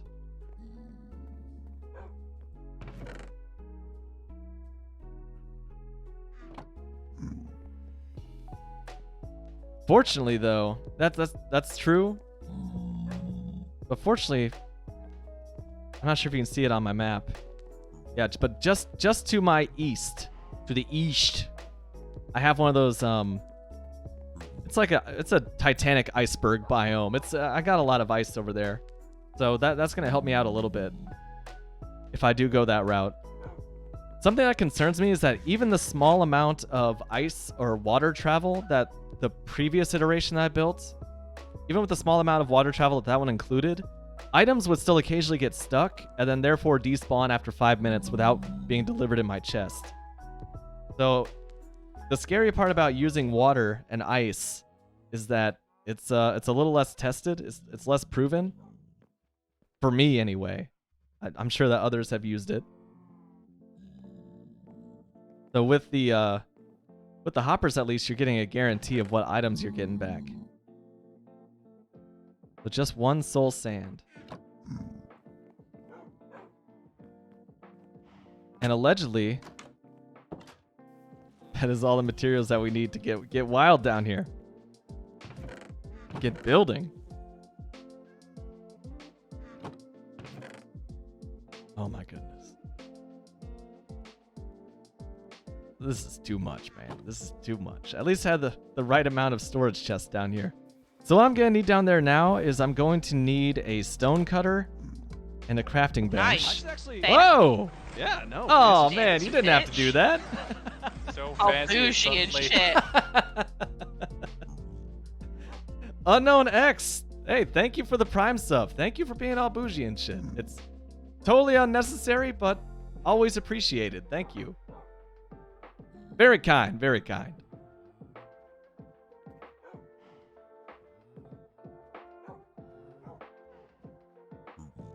Just dump the box into the sorter that leads to the end a few times. That way you can see if anything gets stuck on anything. Box of dump of just dump of box into the sorter that leads to the end. Oh, I see, I see. That way you can see if anything gets stuck on anything. Mm-hmm.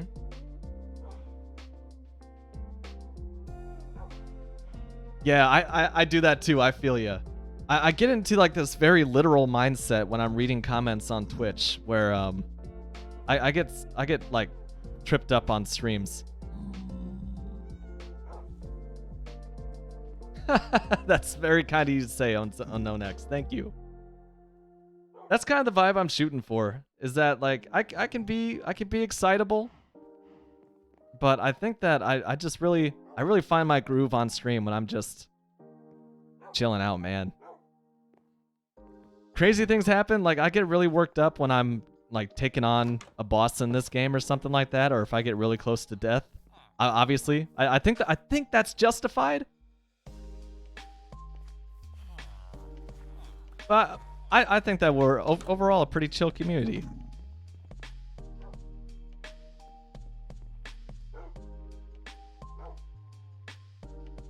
Do I get into it? Do I start the build? Like that's scary, man.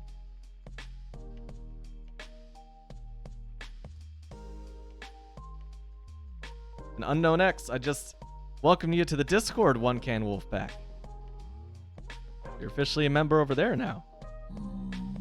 It's true. I get so... Okay, so that's fair. In the Nether, I am so anxious. Like, I get so worked up in the Nether. Just because, like, that is an entire realm. That is an entire world that is just set up specifically to kill you.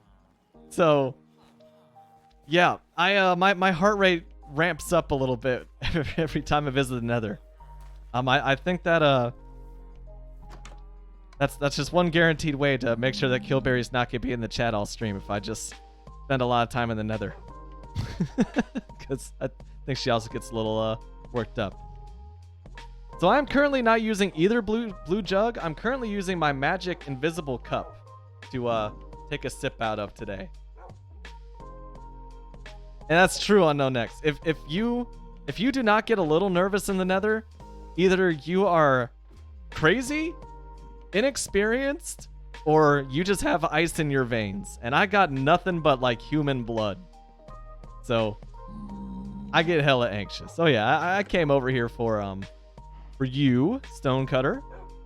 And it low-key hurts me a little bit to have to use more wood, even to make just a workbench. Like, part of me is just broken. Using, just taking my entire 9 days worth of wood that I have gathered and just using it on this build. I'm over it. I'm over it. It's worth it. Put these over here. Oh, Yep, that's fair, Zimba. Just don't think about the consequences of my actions. Yeah. Death trap indeed. Nothing but fire and lava with no water. I think that I was definitely well, you guys, I was definitely a little more reckless before I got into like hardcore Minecraft. And then like I took it way too far with Chumbawamba, where I was way too cautious and scared and conservative.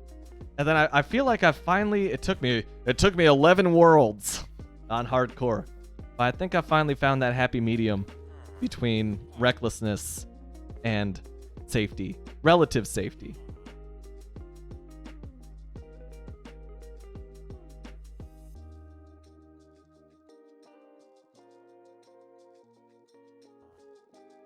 Let me see what our great guides on Shulkercraft have to say about what our first build is.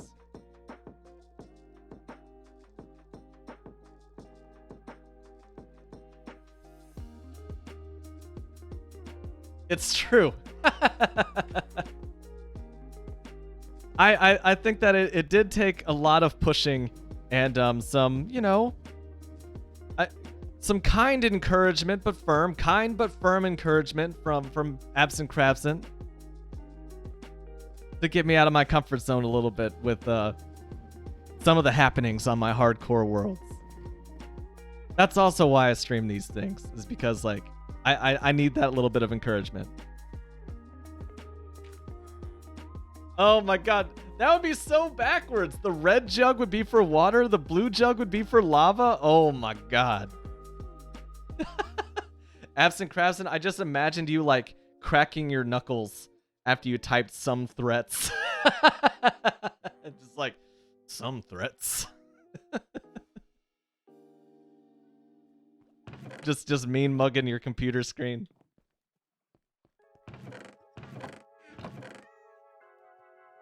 Okay, so we need at least 4 stairs, which I can get very easily.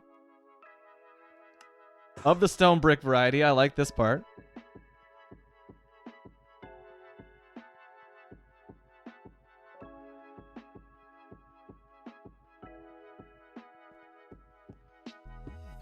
All right, we have officially started the build.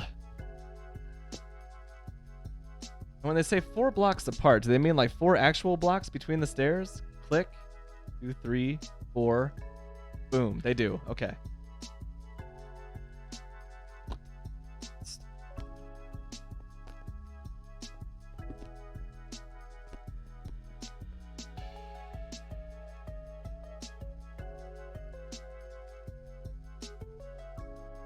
Micah says that could be fun so that potions are drank from the blue jug. Oh, that'd be interesting too.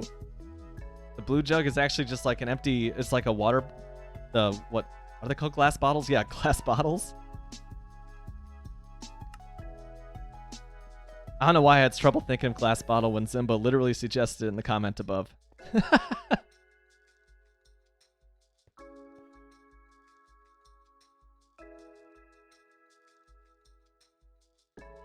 Replace the wall behind the stairs with stone bricks. I mean, that's pretty easy. But only 3 high?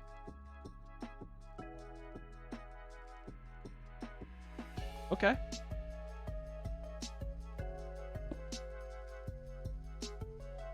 Yeah, just okay. Cool with it, man. So this entrance area is going to be the same. See, on the video, this entrance area goes directly into the hub, which is this large center room. But this tunnel here is what I am adding for additional storage space. That's precisely it, Zimba. I'm just this wall that I'm building right now, this is going to be directly behind the feeder chest. So when this is done, there will be a chest right here. I place all of my items into this chest. They disappear into the sorting system, and they are automatically deposited in this giant room to the correct chest of my choosing. So if I place a stone brick in here or a stack of stone bricks, it will always move through the system and automatically gets deposited in a chest for stone bricks specifically. I really love this system. You know, I'm at the point where like I don't have to pick quite yet, Zimba, So I'm just holding off on that.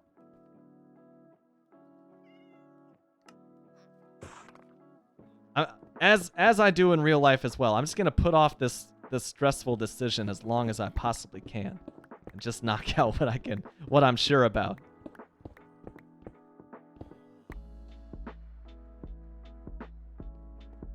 So typically, Unknown X, there's gonna be like 2 chests for each stackable item in the game, because like for example, Totems of Undying, not stackable. And so they don't work with a filter, which filters are needed to, like, you know, filter out the items that go into chests.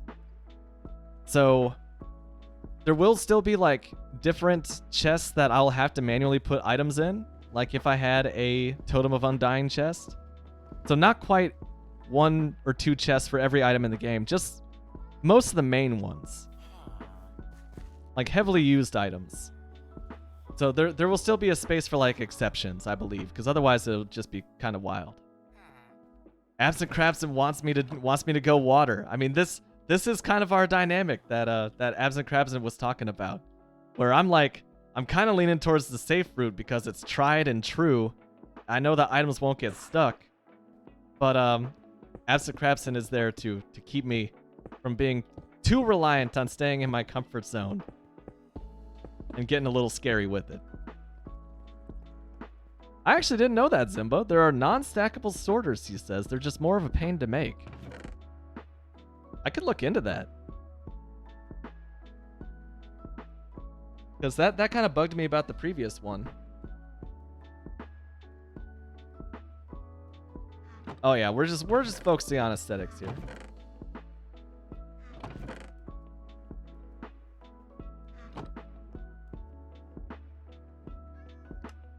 It would be cool to see me make something else. That's true. That's true. Because this is what would you say? Old news. I've essentially made this thing once before, even though it's been a little bit. Where's my green bed at? Throw down a little sleep action.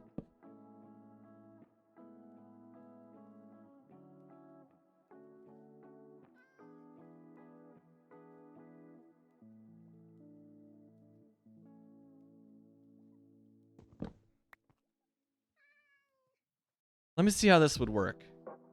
So if I did the water route, I would not be able to use ice, which would be a bit slower, because it would have to flow directly over the filter hoppers. But that would still be faster than using standard hoppers. And how would I do changes of direction? Because there's a few different angles on this thing. Actually, I can kind of see how I would do this.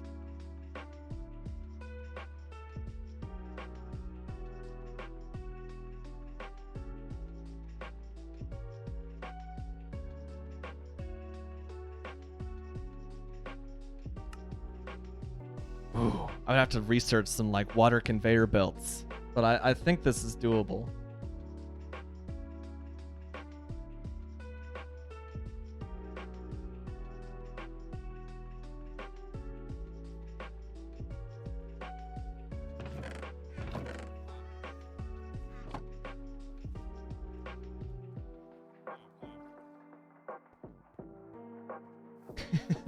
For once, I'm not rambling because I'm thinking about how I would go about this.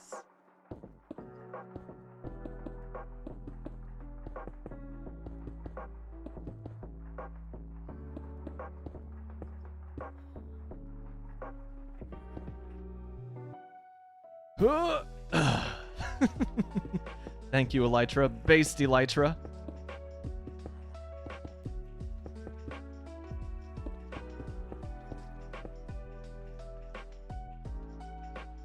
Nailed it.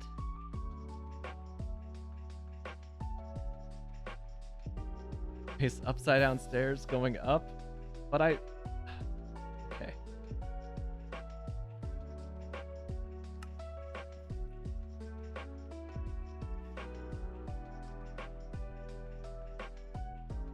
So, 3. Gotcha. I see what's going on here.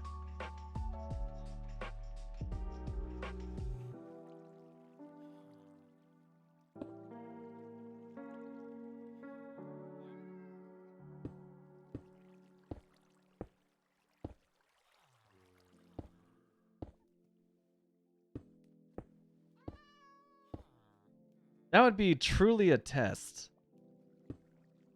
of how much I've grown as a Minecraft player since starting this hardcore series. So I'm gonna commit to it. I'm gonna do the water route.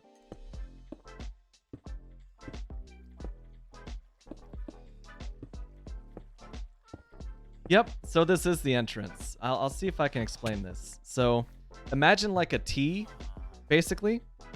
And this T is what this giant item sorter is going to look like. So you walk in at the end of one of those arms of the T, like a lowercase t or a plus sign. There's a double chest right here, and anything you place in that chest automatically gets sorted. And you walk down each of these 4 hallways, and each of these hallways is lined from floor to ceiling with chests going sideways, like sideways chests, so you just see the end of them. So it's very tightly packed, full of storage. All these walls are storage. You get to the center area here, and you have 3 more branches, 3 more arms of the plus sign that are also completely lined floor to ceiling with torches. Not torches, but chests, excuse me. So everything that you see underground here, besides that entrance that I just built, that is all storage space. And here is just like a central area. I'll probably put like a design on the floor just to make it look all pretty. There will even be chests blocking this giant window that I made to the outside world. I just put that there for, people just passing by on the outside. They can peer in on the back of the storage space and admire all my redstone. Because there will be a lot of redstone. Not complicated redstone, mind you. I'll explain every step along the way. But still a lot of just redstone in quantity. So I hope that explanation made sense. When I'm done, every item that I've ever collected will be stored inside of this bunker right next to my house. I may have some like functional blocks in there as well for crafting purposes, so I don't have to run back and forth between bulk collection and crafting.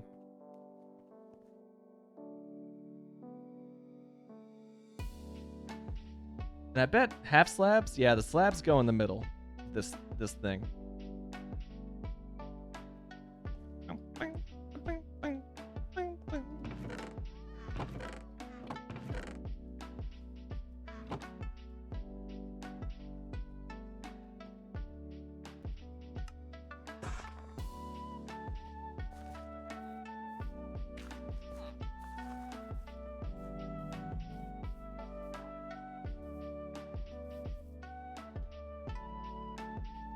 Oh, I almost made it. I thought I could.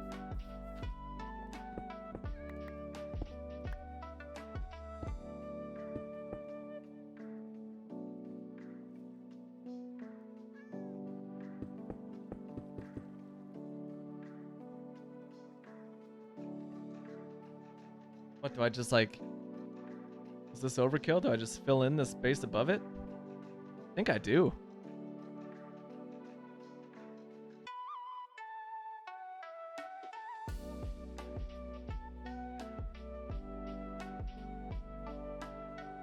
And yeah, I could. They're saying I could optionally make this entrance 3 blocks wider, like on either side.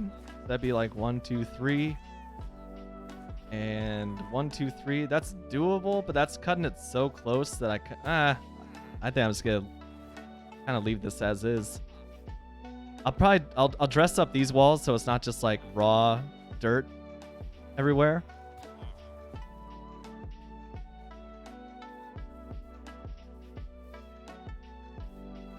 Yeah, I feel that, Zimba. Kind of considering the same strat. Just because, like, I thought I had a lot of items to fill up spaces up until I started this project. And then now it's all like, yeah, I don't know, man. Might not have enough dirt to spare. That's not true. If there's anything I have a lot of right now, it is dirt and stone. Case in point. I'll just take a stack out of here and block that off for now.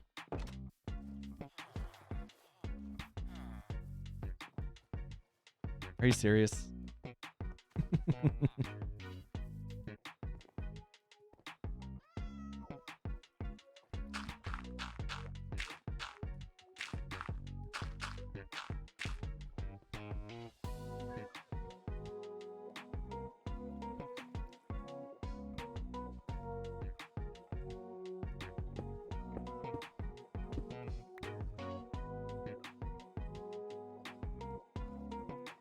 Which is surprising because you strike me as a very patient person. After all, you've been asking me to play Rocket League since last July, I believe. I had to, man. I had to.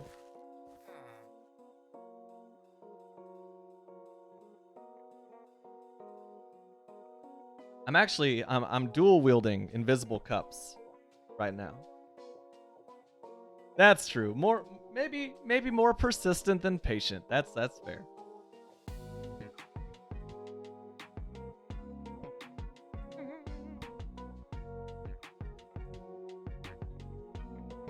Okay, Shulkercraft, I don't need this.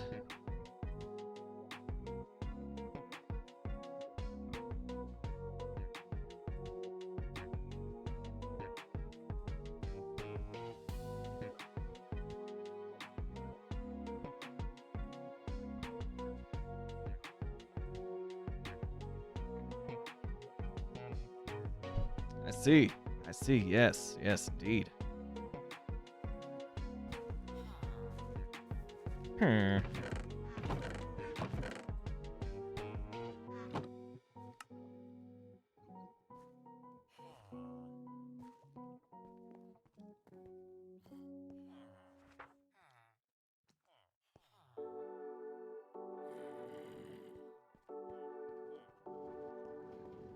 All right, so here's where I start customizing things.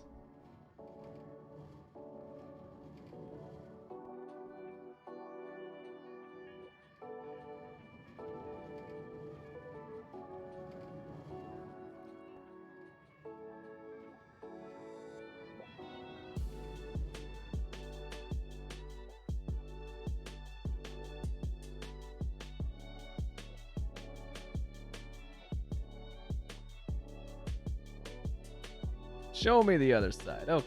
Okay. Oh, yo, you're watching the new Batman. That's awesome, man. Well, Unknown X, thank you for the follow. Thank you for the sub. Looking forward to seeing you next time. And enjoy that Batman, even if you are a filthy bean appreciator. Have a good one. Thanks, man.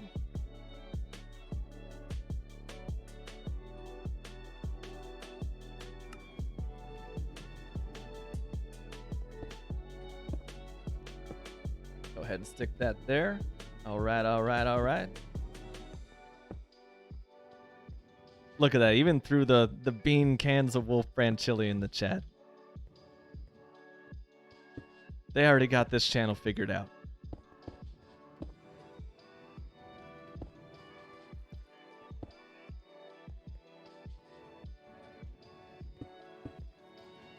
This be a little corner area for the items to kind of pass behind. A little inside baseball.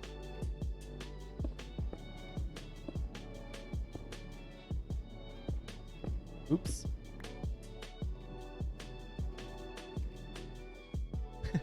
So in the original, this hub would be like right after that entrance. So I'm just doing a little bit of a mix and match here. But you know, I think that Unknown X is the right idea because it is 8:15 and I have been streaming for 4 hours. That's wild to me because this does not feel like a long stream. That just feels perfectly normal to me. Like we got a lot of work done, had some solid conversations, solid rambling. So what can I say? Once again, Unknown X, thank you for the follow and the sub. Thank you, everyone, for hanging out with me, conversing, for not asking me to play Rocket League. So polite. I hope you have a fantastic rest of your night, a fantastic weekend. I'm the Shasta One. Don't forget to love one another. I'll catch you next time.